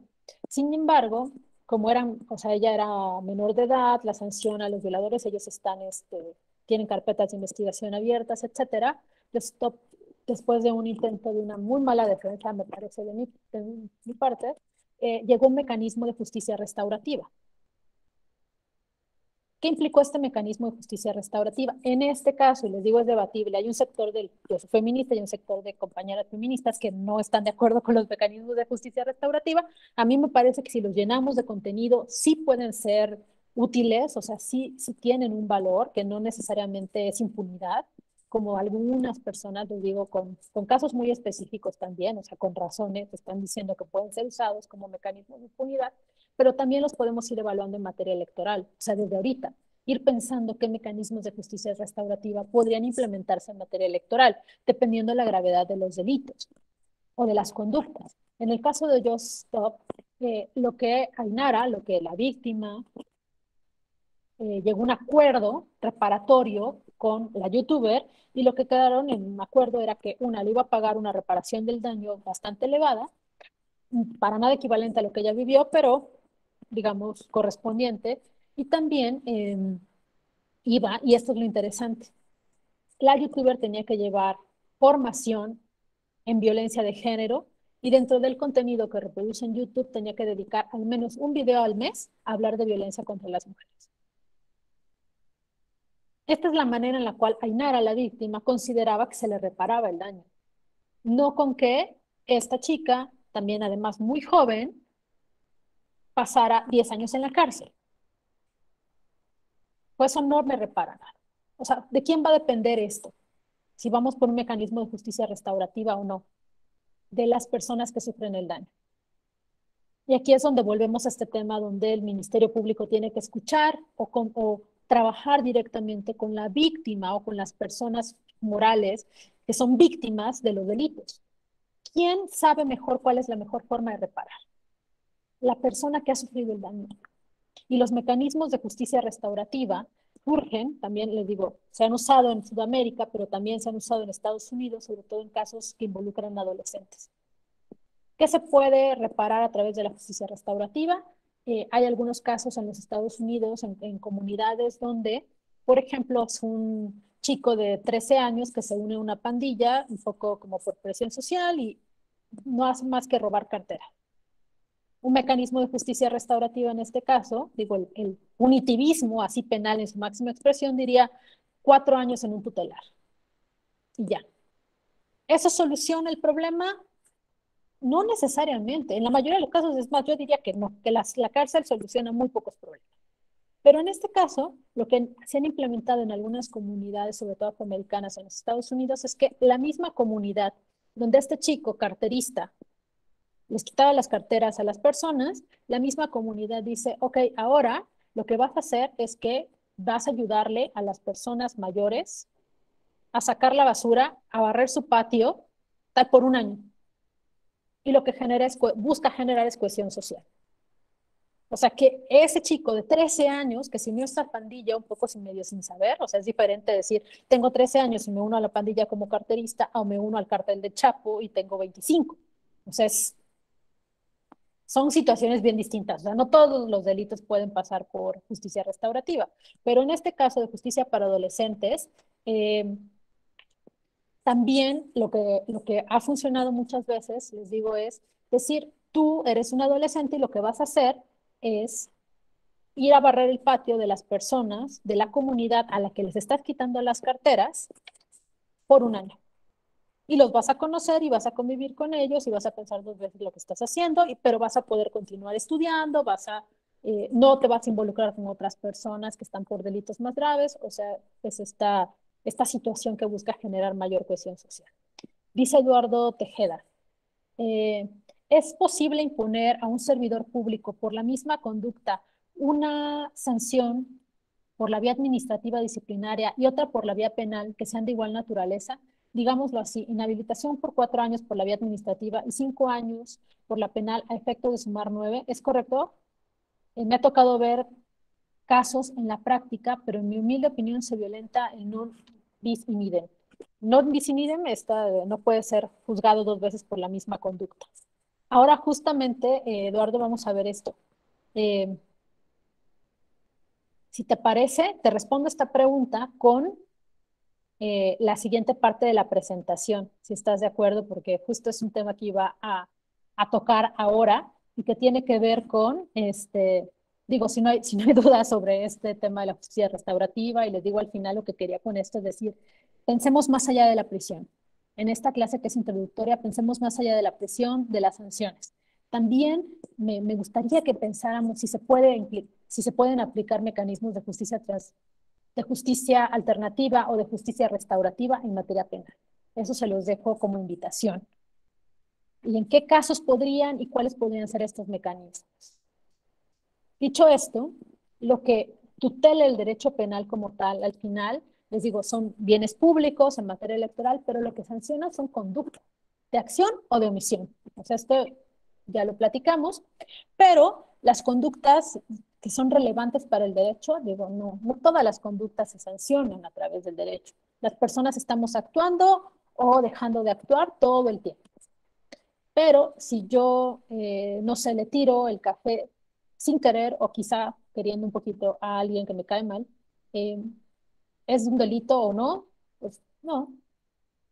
O sea, es un problema si es una conducta errónea, pero no es un delito. O sea, hay situaciones que son relevantes para el sistema de justicia. Cada conducta que hagamos, nuestro actuar como personas en sociedad, está relacionado con un régimen de responsabilidades. Y nuestras conductas, y aquí va muy acorde a lo que la pregunta muy buena que hacía Eduardo, Eduardo Tejeda, es si una misma conducta puede generar diferentes tipos de responsabilidades. Y por ende, después de un procedimiento donde se hayan respetado las reglas del debido proceso, establecer o recibir diferentes sanciones por la misma conducta. La respuesta es, no sé, tendríamos que ver, Eduardo, los casos a los que te refieres, y si quieres me puedes contar un poquito y vemos si realmente se ajustan a esto o no, pero podemos pensar que de inicio una misma conducta puede dar pie a diferentes sanciones en diferentes ramas del derecho, sí. Habría que ver el caso concreto, pero sí. O sea, nuestra conducta puede generar o puede tener un impacto en diferentes áreas del derecho. Puede configurar un delito y eso cabe en la esfera del derecho penal. La misma conducta puede configurar una falta administrativa, sí, incluso civil. Y les quiero poner un ejemplo. Pensemos en, y les digo, incluso de carácter internacional en algunos casos, o sea, ya responsabilidad del Estado, etcétera. O sea, puede ser la misma conducta, el mismo dejar de hacer o hacer algo.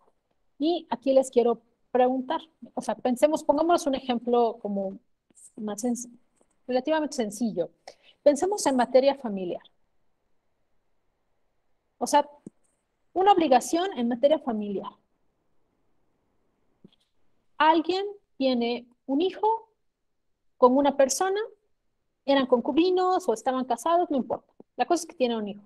Existen obligaciones que se llaman deberes alimenticios, ¿no? A proveerles de alimento, educación, habitación, tal. Esos, aunque tú te separes de la madre o el padre de tus hijos, las sigues manteniendo. Entonces, ¿qué pasa si yo me separo y no quiero pagar la escuela o darle una manutención a mi hijo o hija? ¿Qué ocurre? ¿Qué harían ustedes en esa situación?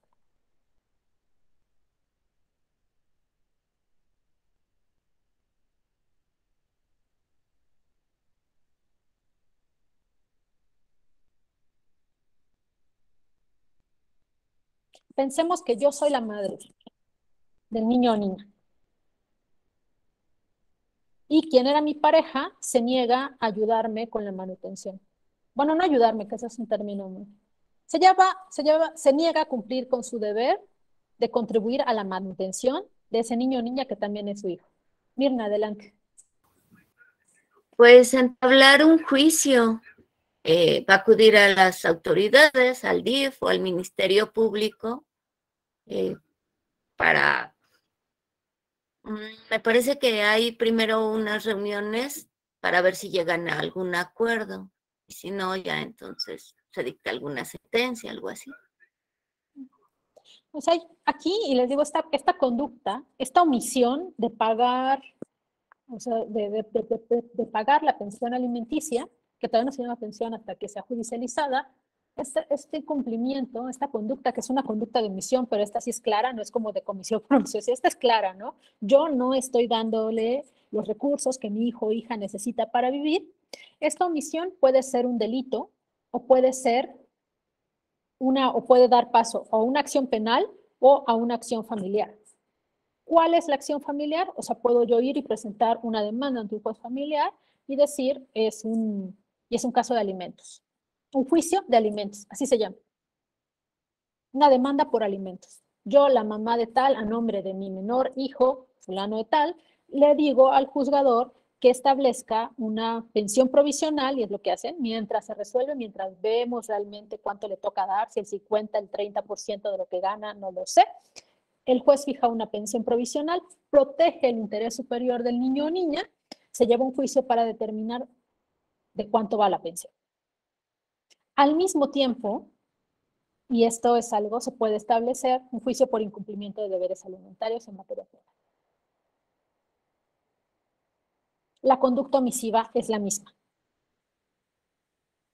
Sin embargo, en un lado se protege, o sea, de un lado se protege un bien relevante en materia familiar, como es los alimentos, y en otro lado, en materia penal, se protege otro bien jurídico tutelado, que es el bien superior de los niños o niñas, pero a través de un delito que es incumplimiento de deberes alimentarios.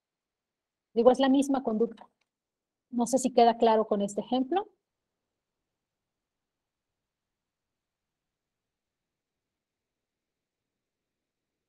Díganme, cuéntenme. Eduardo, tú que tenías la pregunta, no sé si queda claro que sí puede, o sea, sí puede una misma conducta ser relevante en diferentes esferas y dar paso tanto a un procedimiento penal como a un procedimiento familiar o civil. Eduardo, también Rosalinda nos daba otro ejemplo que es un caso de violencia política en razón de género. Se sanciona como delito, se sanciona en vía administrativa y como violación a derechos. Sí, justamente como dice Rosalinda, un acto de violencia política puede ser relevante, y pensemos en alguna situación más concreta. No sé ustedes si puedan ayudarme aquí con algún caso de violencia política por género que conozcan. Solo el hecho, la situación. Ayúdenme. ¿Algún ejemplo que ustedes conozcan? Yo conozco uno, pero la verdad los datos no los tengo porque los leí de un curso de la Escuela Judicial Electoral. Menciona que una mujer que era una regidora en un ayuntamiento donde la mayoría de sus integrantes, colegas eran hombres, lo que hacían era privarla de entrar a las reuniones y nunca le informaban de los avances que tomaban en el cabildo. Entonces, ahí el tribunal lo tomó como violencia política en razón de género, debido a que por el hecho de que era mujer, sus colegas, sus compañeros la excluían porque era de un partido distinto al que había ganado en el ayuntamiento. Ok, gracias César. Noemí también tenía un caso que compartir. Sí, el caso de una mujer que fue, más bien una periodista que publicó en prensa, en un periódico local, que una candidata había obtenido su candidatura gracias a los favores sexuales que le había brindado al dirigente estatal de su partido. Ese es el caso. Gracias, Noemí. Pensemos en los casos de Noemí y César. Todo el tema de violencia política en razones de género viene definido en la Ley General de Acceso de las Mujeres a una Vida Libre de Violencia. Ese es como la ley marco. Y de allí también, en el Código de Procedimientos Penales Electorales, en el Código Penal Electoral también se establece como delito, ¿no? Pero, esto hace que la ley General de Acceso de las Mujeres a una Vida Libre de Violencia, al ser una ley marco, lo que genera es obligaciones específicas para todas y todos los servidores públicos o para todas las personas en este país, que se describe como una conducta de violencia política por razones de género. ¿Cuál es lo difícil acá? Demostrar que el elemento de género. En el caso que nos decía Mimi, o en el caso que decía César, en el caso de Mimi me parece que es más claro. En el caso que nos explicaba César, de decir, me excluyen no solamente porque soy de otro partido, sino porque también soy mujer, tienes que demostrar este elemento, que la exclusión estaba vinculada a su género, a que estas personas decían, no solamente es de otro partido, sino además de ser mujer, ¿qué sabe de esto? Es una intrusa, como les dicen, es una intrusa. Está aquí por otras razones, pero realmente no la consideramos capaz. Esto es lo que hay que demostrar. Si esta conducta, pensémonos en el caso de César, que les digo es un poco menos clara la violencia de género, o podría ser más difícil de demostrar. Pensemos que la excluyen a esta regidora del Cabildo. Hay comentarios además donde dicen, pues es que es mujer, ¿no? O es porque qué vas a ver de ella, que traigan al marido mejor, o sea, cosas que ya sabemos que se dicen porque ustedes conocerán, ustedes que se mueven en el ambiente electoral, conocerán lo que se dice de las mujeres que participan en la vida política, lo que se dice y lo que no se dice. Esta conducta de excluirla puede generar un delito de violencia política, sí, pero también, o sea, un delito de violencia política que se puede encuadrar en materia electoral, materia penal electoral, sí, pero también en el marco de la Ley General de Acceso de las Mujeres a una Vida Libre de Violencia, puedes tú solicitar ante un juez penal, por ejemplo, sin necesidad de que se establezca un procedimiento electoral, una medida de protección. Puedes decir, yo le solicito a un juez que establezca una medida temporal donde les diga a estas personas que no me pueden excluir de las reuniones de cabildo. Ni siquiera pude haber presentado una denuncia en materia penal como tal, ¿no? De violencia política como tal. Un procedimiento. No tiene que existir. Esta es la característica de la Ley General de Acceso de las Mujeres a una Vida Libre de Violencia. No hay ni siquiera un procedimiento penal abierto. Yo no he presentado una denuncia. Lo que estoy presentando o lo que estoy pidiendo es que se establezca una medida preventiva.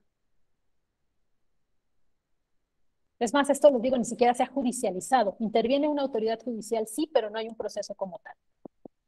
Además, si los demás son integrantes del cabildo, pueden estar incumpliendo obligaciones, o en este caso estarían incumpliendo obligaciones en materia de derecho administrativo, como funcionarios y funcionarias públicas, porque también en los elementos, en las reglas administrativas, están no discriminar por razones de género. Entonces, puede esta persona, les digo, establecer una medida, solicitar una medida que puede ser concedida sin ni siquiera iniciar un procedimiento penal, sí. Puede establecer, abrir un procedimiento penal, sí lo puede abrir. Además, pueden ser estas personas sancionadas con una multa, sería en este caso, me parece, les digo adelantándome, no me parece que admitiría otro tipo de condiciones, pero multa. Y además, pueden ser sancionados como funcionarios públicos. Porque la misma conducta genera o activa diferentes figuras jurídicas en cada terreno. No sé si con esto quedamos claros. O si quieren compartir algo más o agregar algo más a estos ejemplos. Cuéntenme, por favor.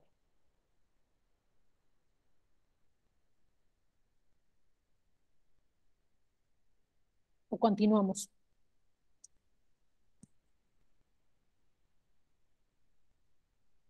Díganme. Siento que está hablando solita. Mónica, por favor. Sí quedó claro. Gracias. Ay, perdón que les pregunte tanto, pero es como estamos aquí con los cuadritos y luego veo algunos, ¿no? Al menos cuando estamos en presencial, pues puedo ver los rostros, puedo ver si me claro, ¿no? Entonces, perdón que les insista tanto, pero necesito un poco de ayuda en este formato. Necesito que me vayan acompañando, por favor. Sí, maestra, buenos días. Mire, básicamente yo tengo una duda de lo que usted ha estado comentando. Usted había dicho en relación a los elementos del tipo o tipicidad, donde usted comentó que deben de ser las conductas bien definidas, deben de ser los elementos deben estar bien definidos y claros, porque efectivamente no deben de ser susceptibles de algún tipo de interpretación. Aquí la duda deviene atendiendo ahorita lo que se está hablando en relación a violencia política en razón de género.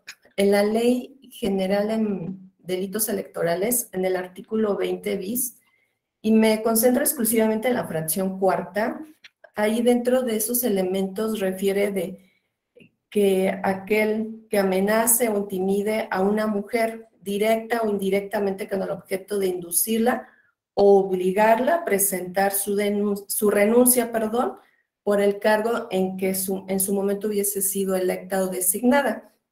Y atendiendo a lo que usted manejaba junto con los demás compañeros de aquellas mujeres que han sido precisamente violentadas ya estando precisamente en el cargo, ya llámese síndicas o regidoras, y que han sufrido precisamente ese tipo de violencia de que no las llaman o no les pagan su remuneración, en fin, o de otros tipos de amenazas. En lo particular, por ejemplo, aquí el tipo refiere presentar o que la obligan o amenacen en relación a una renuncia. Y si en el caso en particular que hubiese esa amenaza no deviene o no refiere más bien la víctima que fuera por renuncia, sino más bien que por ejemplo, que el presidente municipal la destituyó y no así de renuncia, y atendiendo lo que dice el artículo 14 constitucional, que dice que en los juicios de orden criminal queda prohibido imponer por simple analogía, o sea, entiendo que no pudiéramos interpretar alguna que no esté decretada por una ley exactamente aplicable al delito de que se trate. Esa es mi duda en realidad, si aquí en el artículo o ese elemento refiere que solamente se le amenace y que pudiera presentar, en este caso, obligar la renuncia, pero si en el caso en particular refiere destitución, ¿no se podría interpretar que podríamos decir que también va enfocado una renuncia o estaríamos ahí excediéndonos? Esa es la duda que yo tengo. Gracias, Gracias, Mónica. No, gracias a ti, Mónica. Es una muy, muy buena pregunta. Y justamente, si nosotros quisiéramos, no podríamos interpretarlos por analogía. Decir, y esta es la interpretación por analogía en materia penal, decir que la renuncia equivale a la destitución. O sea, estaríamos como ubicando o haciendo equivalentes dos conceptos que no son equivalentes. Si el tipo penal dice amenazas para provocar la renuncia, esa es la conducta, que tiene que haber un vínculo causal entre las amenazas y la renuncia que presente la funcionaria pública o la persona electa para ocupar un cargo público. Amenazas. No podríamos en este caso equiparar que la renuncia tiene que ver con una destitución. O sea, que la denuncia equivale a la destitución. La destitución es otra cosa. Ya no es la persona a la que renuncia, sino es digamos, el presidente municipal quien la corre de su cargo. Esto no quiere decir, o sea, en este caso, Mónica, sí me parece que tendríamos, o sea, que allí no podríamos extender los alcances del tipo penal que está establecido en las normas electorales. Me parecería incorrecto. Lo que no quiere decir que esta mujer no tenga medios para defenderse. En este caso, la conducta, como es un despido, cae en materia laboral también. Podría caer en materia administrativa por discriminación, sí, pero también en materia laboral por un despido injustificado. Y podríamos aplicar la perspectiva de género en materia laboral también. Entonces, lo que demandas es la reinstalación. O sea, la vía procesal, me parece, en el caso que nos coloca Mónica, sería la vía laboral. Y también podríamos abrir una vía administrativa, pero no necesariamente el tipo penal que estás hablando. Me parece a mí. ¿Ustedes qué piensan?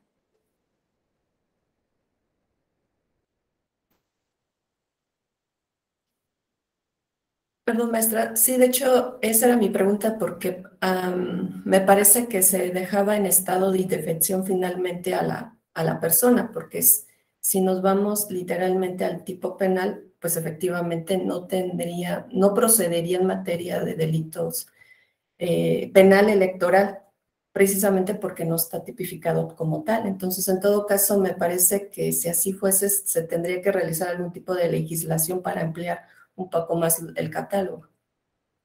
Se tendría o hay que ver si existe algún otro tipo penal que sí permita encuadrar la conducta sin esta extensión, porque les digo, el problema aquí es que la ley, no problema, sino lo que está establecido es la renuncia, obligarte a renunciar. Entonces ahí no cabe la interpretación. todas las normas interpretan, los tipos penales también admiten cierto tipo de interpretación, pero esta interpretación tiene que ser en el marco de si la conducta se adecua al tipo, no del tipo en sí. No sé si me explico con esto, ¿no? Siempre vamos a interpretar si el hacer o no hacer involucra que esto se configure en un delito. Ahí sí hay interpretación, pero lo que no debe haber interpretación es sobre lo que se sanciona. Obligarte a renunciar, a mí me parece que es claro. No podemos decir obligarte a renunciar implica la destitución. No me parece que podríamos extenderlo a tal dimensión. Ahora, ¿dónde cabe la interpretación en este caso? En ver si estas amenazas tenían un elemento de violencia de género y si hubo una relación causal, perdón, entre las amenazas y la renuncia. O sea, ahí cabe la interpretación, pero no en el tipo penal, que me parece bastante claro. Podría haber otras vías, sí, una reforma, sí, pero también la materia, o sea, la vía inmediata, la vía laboral es muy eficiente. O sea, digo, en el nuevo marco del nuevo sistema de justicia laboral podría ser más eficiente. No sé, ¿vamos bien? Gracias. A ustedes. A ustedes. Espero que les esté gustando la clase. Pero, y ya para cerrar esta primera sesión, voy a volverles a compartir la pantalla. A ver. ¿Alguien está abriendo su micrófono? No, ¿verdad? Bien. Después de las conductas, otro como elemento que tenemos que ver como en estas generalidades del derecho penal son los actores. O sea, ¿quiénes intervienen en la arena penal electoral?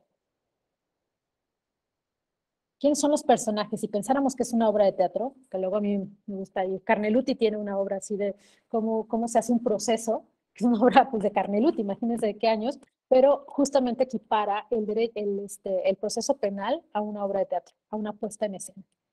Me encanta pensarlo así, creo que es muy ilustrativo, ¿no? Sobre todo en los procedimientos predominantemente orales, todos jugamos roles.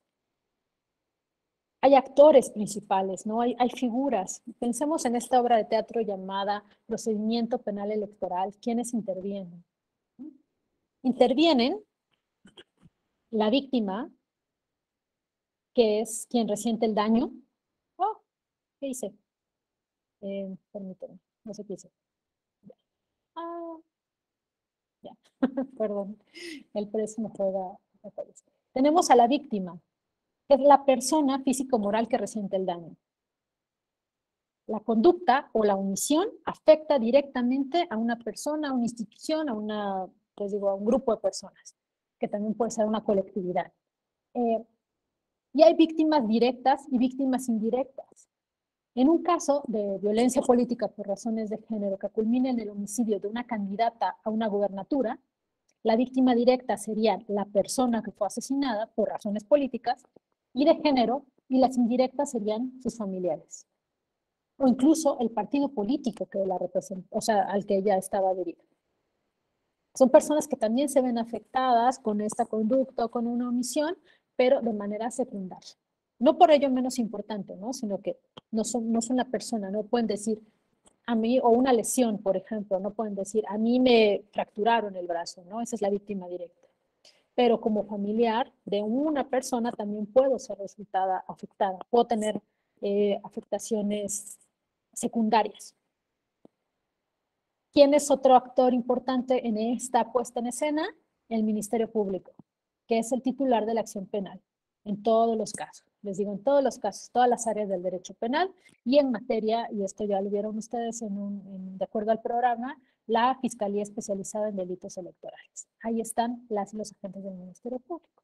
Si estuviéramos hablando de casos de tortura, entonces la Fiscalía Especializada en Tortura. Y así, les digo, con nuestra pulverización, nuestra institucionalitis mexicana, que tenemos fiscalías para todo, habría que ver cuál es la fiscalía más adecuada, o sea, la fiscalía que tiene competencia para tramitar qué tipo de delitos en materia electoral, la especializada en delitos electorales. Y es la persona que puede abrir una carpeta de investigación, que integra la carpeta de investigación y que presenta la acusación ante un juez penal. Esta es la diferencia. Todas y todos los delitos, y esto es importante, de todo tipo de delitos van a terminar, si se procesan, o sea, si terminan ya en un proceso penal, superen la etapa de investigación, todas van a terminar con un juez penal. Y un juez penal puede ver tanto casos de homicidio como de delincuencia organizada como delitos electorales. O sea, ahí no cambia. ¿Dónde está la diferencia? En la fiscalía. Este actor sí está diferenciado, la fiscalía. Los jueces y juezas que tienen que tener estas garantías de imparcialidad, independencia interna y externa. Interna es que sus decisiones no deben estar, digamos, condicionadas por ejemplo, que los nombren magistrados, o sea, deben tener independencia como funcionarios o funcionarias públicas dentro de la estructura judicial. Y externa es el Poder Judicial frente al Poder Ejecutivo, por ejemplo. Que los casos se van a resolver de acuerdo a al procedimiento específico, a lo que se demuestre, no porque el presidente o el gobernador te diga que se va a resolver de esta forma. Eso es independencia externa. Son las garantías que debe tener para que se cumpla con esta promesa, ¿no? del sistema de justicia en general. Vamos a tener un juez o una jueza. Dependiendo, también hay diferentes tipos de jueces o juezas. Mañana vamos a ver que el proceso penal como tal tiene un juez de control, un juez de juicio oral y un juez de ejecución. O sea, cada etapa es distinta, se los estoy adelantando, pero lo vamos a ver con más cuidado en la siguiente clase, el día de mañana. Pero les digo, hay diferentes actores, hay diferentes instancias. Después de una primera instancia nos podemos ir a una apelación, ya dependerá, por ejemplo, en materia federal, será ante un tribunal, sobre todo colegiado, si es en materia local, ante una sala y después al amparo. O sea, son diferentes instancias, pero siempre está esta figura del juez o jueza en abstracto. Diferentes instancias, diferentes momentos, cada quien con su competencia, pero en esta escena siempre tiene que haber un juzgador o una juzgadora que sea independiente e imparcial. Además está la persona inculpada o presunto responsable. En el sistema predominantemente escrito o mixto inquisitorial se hablaba del culpable. Hoy, por términos técnicos, la persona no es responsable de un delito hasta que se demuestre lo contrario. Tú no puedes decir a alguien que alguien es culpable sino hasta que haya culminado el proceso penal, ya ante un juez, ya existe una sentencia que diga esta persona es responsable de un delito, y es diferente la culpa a la responsabilidad penal. Esto es importante. La responsabilidad penal es algo objetivo, demostrable. La culpa, como tal, es algo que cae en otros terrenos, no es un término más técnico, digamos. Tú eres culpable o eres inocente, no significa, es más, y aquí quizá me estoy comunicando un poco, pero lo que quiero decir es que una persona puede ser culpable o sentirse culpable de algo y no necesariamente penalmente responsable. En estos casos de omisión que les contaba al inicio de la clase, las madres que tienen ciertas conductas que afectaron a sus hijos pueden sentirse culpables. Es más, socialmente podemos decir, fue culpable por no haber elegido una mejor pareja. Eso no significa que sea penalmente responsable. O sea, que no hay un tipo penal que sancione esa conducta, que no haya sido vencida en juicio, que no se hayan respetado las reglas del debido proceso. O sea, alejémonos, les pido, en materia penal, del término culpabilidad. Aterricémonos más en responsabilidad penal, porque además es para una conducta típica, una conducta muy específica por la cual si te declaran responsable, pagas una sanción. Y ahí se acaba. Y esta persona, con sus daños, o sea, con sus acciones o omisiones, provoca un daño. Y esta afectación tiene que ser demostrada. Antes, o sea, mientras esté abierta una carpeta de investigación, será el presunto responsable. Una vez que esté en proceso, será la persona inculpada. No culpable, inculpada. Y después será la persona penalmente responsable si acaso existe una sanción. O sea, vamos jugando con los términos dependiendo de las etapas, pero si les quiero, y esta es mi postura personal, alejémonos del término culpabilidad. Alguien más les podrá decir son culpables, está bien, les digo, yo lo hago por una cuestión más personal de postura ante un sistema punitivo. Me parece que hay que distinguir culpabilidad de responsabilidad penal. Y también, a ver, Noemí, ¿levantaste la mano, Noemí Francisco?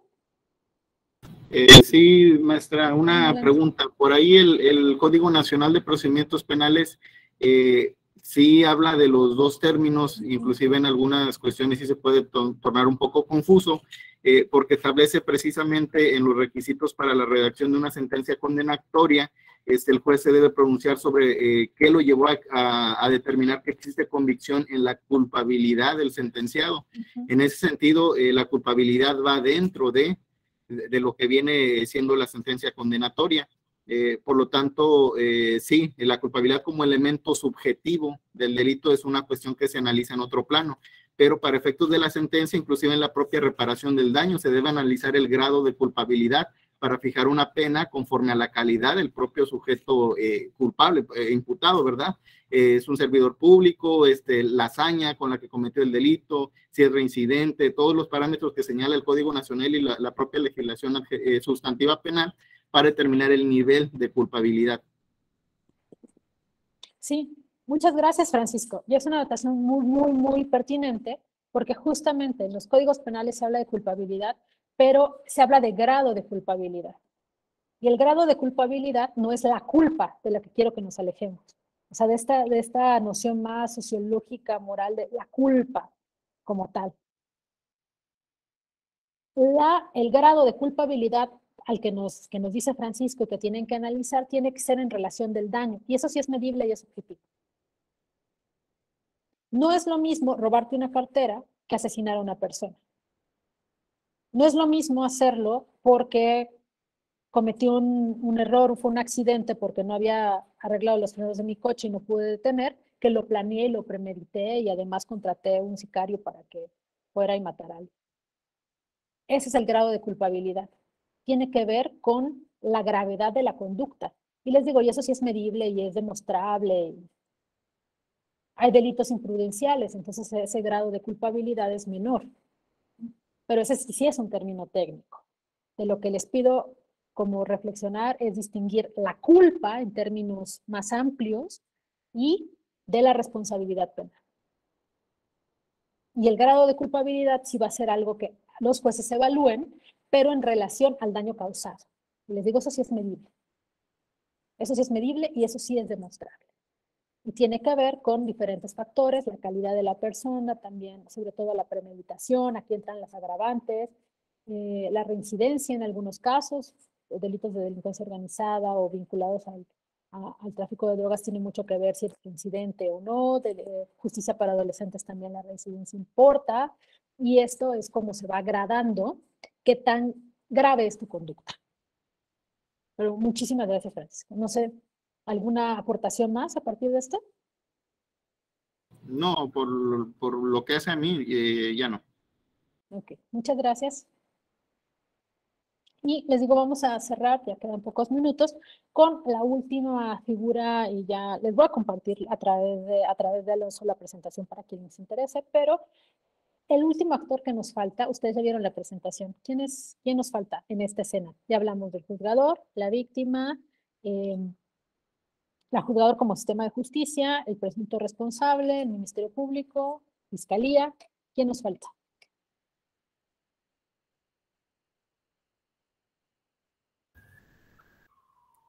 El juez. Del juez ya hablamos, gracias Mimi, ya hablamos. ¿El OPLE o el Instituto Nacional en este caso? El Instituto Nacional. Ajá, porque pues yo entendería que los delitos electorales también intervienen de alguna manera ellos. ¿Cómo intervienen como institución estatal? ¿No? Les interesa, también pueden formar parte de monitorear el resultado de estos procedimientos, ¿no? O también pueden ser denunciantes como instituto. ¿Faltaría la víctima? La víctima directa e indirecta, de eso hablamos al inicio. Ay, perdón que te interrumpí. Los defensores jurídicos de la víctima. Justamente. Gracias, Rosalinda. Justamente. Otros actores fundamentales en esta puesta en escena son los defensores o defensoras o asesores jurídicos. Al final de cuentas son quienes son ese engrane. Los abogados quienes hemos participado, y seguramente aquí habrá otras personas que hemos ejercido como defensores de alguien, somos un engrane entre el sistema de justicia, que es complicadísimo, y la persona víctima. Somos quienes preparamos los escritos, quienes conocemos cómo opera. Las víctimas directas o indirectas no tienen que conocer cómo se procesa un delito. El sistema de justicia en realidad tendría que estar diseñado para que tú sin saber reclames algo y corra la maquinaria. Pero en realidad no es así. Necesitas de una persona profesional, y esto tiene que ver con la garantía de defensa adecuada, que intervenga, represente tus intereses. Y puede ser un defensor público o un defensor privado. El tema es que es este engrane, o sea, es esta persona que lo que hace es representar tus intereses frente a las autoridades. Y puedes tener defensores tanto en la instancia de investigación, mientras está la carpeta de investigación ante la fiscalía, puedes tener defensor allí. Sobre todo si eres presunto inculpado y te están acusando de que cometiste un delito electoral, te robaste casillas, en ese momento tienes derecho a un defensor también, público o privado. Y por supuesto, si estás en proceso, claro que sí. Te pueden, o sea, es tan importante la labor que hace un defensor o defensora, que sí te vas a una segunda instancia, o sea, te condenan en primera instancia, y tú en segunda instancia, pensemos en materia local, denuncias que no tuviste una defensa adecuada, y ¿saben cómo se demuestra? Porque hay procesos donde el expediente, o sea, la sentencia se tomó y el expediente es de este tamaño. No se presentaron pruebas de descargo, se llama. Tu defensor público, en muchos casos, hay muy buenos defensores públicos y hay terribles, hay muy buenos defensores privados y hay terribles defensores privados, te cobró 200,000 pesos por llevarte un proceso donde nunca presentó pruebas. Lo que ocurre es que en segunda instancia te pueden reponer el procedimiento, te pueden devolver y abrirse de nuevo la etapa probatoria para que entonces tú tengas derecho a una defensa y se presenten pruebas con un nuevo defensor o defensora, sobre todo si fue público. O sea, si el defensor fue público y no presentó ninguna prueba a tu favor, se te repone el procedimiento para que entonces tengas un nuevo defensor o defensora y entonces sí se cumpla con esta garantía procesal de que seas escuchado y vencido en juicio. O sea, es súper importante la labor de los defensores y las defensoras, y al final somos quienes estamos obligados, digamos, a conocer sobre todo cómo funcionan las reglas procesales y que tenemos que ser ese vínculo entre el juzgador y entre las personas. Podemos detener un proceso, y esto en materia laboral es muy clara. Si ven ustedes los dictámenes para la implementación del nuevo sistema laboral, uno de los problemas dijeron, los abogados retrasan los juicios deliberadamente. Eso es un problema identificado así, medido y demostrado, con estadísticas, con cosas. Los abogados retrasan los problemas, los juicios. En materia electoral, un buen abogado puede hacer, o sea, los juicios también muchas veces no se ganan o se pierden por un mal juez. Se ganan o se pierden por un mal defensor. Siempre. Entonces es un actor fundamental, una actora fundamental, una pieza clave en este terreno penal electoral. Y con estos elementos, o sea, con estas conductas, con estas personas, con estos conceptos clave, en la siguiente clase, el día de mañana, nos vamos a reunir a hablar ya del proceso penal electoral. Etapas, actores, etapas, ya cómo intervienen los actores, cómo se mueven estas piezas. Y vamos a ver algunos casos concretos. ¿Les parece bien?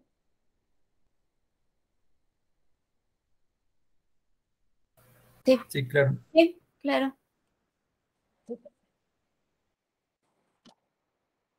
Cualquier cosa, no, al contrario, muchas gracias a ustedes. Mira, ¿levantaste la mano? Sí. Bueno, a mí me quedan dos dudas. Espero no regresarme en el tema. Una, cuando un delito se puede entablar por diferentes vías penales, o sea, laboral, electoral, administrativo, ¿cuál es la más conveniente o si se puede entablar por 3? Me imagino que se tiene que analizar cada caso en concreto, pero de manera general, ¿se puede entablar por las 3 vías como juicios distintos? Y también, bueno, me queda la duda en cuanto a las medidas restaurativas. ¿Qué garantía se tiene de que, por ejemplo, en casos de que se les imponga labor social, no sé, ayudar a personas mayores o hacer, no sé, labor comunitaria, qué garantía se tiene de que efectivamente el inculpado lo vaya a cumplir? ¿O cómo se involucra la sociedad o qué instancia para llevarlo a cabo? Gracias. No, gracias a ti, Mirna. Rápidamente, porque ya estamos sobre tiempo para no... sí, efectivamente, como tú dices, en la primera pregunta va a depender del caso y la estrategia legal que se construya. Y aquí les digo muchas veces, y esto es muy en la práctica, muchas personas recurren a judicializar penalmente como una manera para presionar que se resuelvan las otras instancias. ¿Y qué pasa esto? Les digo, en muchos delitos, bueno, en muchos casos de naturaleza civil, que tienen que ver con regímenes patrimoniales, no me quieres pagar, entonces te presento una denuncia por fraude. Y la gente se siente presionada. O sea, les digo, esta es una estrategia que no es, se las cuento porque así pasa, ¿no? No necesariamente es lo más adecuado, no necesariamente es tal, pero tú puedes decir, me interesa que me pague. Y este juicio civil está llevando mucho tiempo, está obstaculizando. Le presento una denuncia penal por fraude y la gente y se va a asustar y lo hace. Esa es una estrategia. Pasa, ocurre diario. No puede ser la más necesaria, pero ocurre. Ahora, también tú puedes decir, esta conducta a mí me importa que se sancione. Quien generó violencia política contra mí no es cualquier persona, es el presidente municipal. Entonces, el daño no se va a reparar solamente si lo sanciono como persona en lo individual, sino como funcionario público, porque tiene una gravedad diferente, ¿no? O sea, no todas las estrategias no solamente obedecen a intereses muy particulares o egoístas, entre comillas, ¿no? Sino también a qué es lo que quiero, por qué recurro al sistema de justicia. Y eso lo trabajas como abogado o abogada directamente con las personas.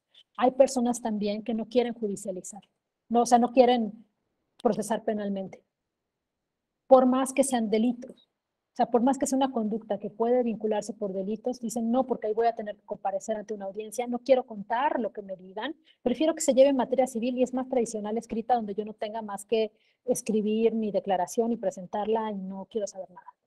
Y tú puedes decirle, sí, pero también es un delito, pero también es importante, cabe en manos también de la persona víctima determinar cuál es la vía que quiere. Tu labor como abogado o abogada es explicarles cuáles serían los diferentes escenarios y al final la decisión está sobre la vida, está sobre las personas que resienten el daño, pero sí dependería de cada caso.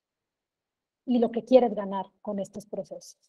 Y en la segunda pregunta, los mecanismos de justicia restaurativa, hay un mecanismo de monitoreo. Puede establecerse, por ejemplo, que el juzgador o juzgadora vaya y pregunte y los representantes de la comunidad reciban un trabajador o trabajadora social que diga, a ver, esta persona está cumpliendo, no cumpliendo, y esta trabajadora social va a reportarle al juez periódicamente o a la jueza periódicamente qué es lo que está pasando. Pero eso se establece desde la sentencia.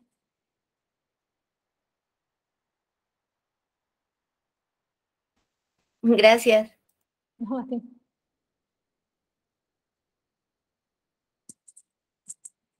Listo.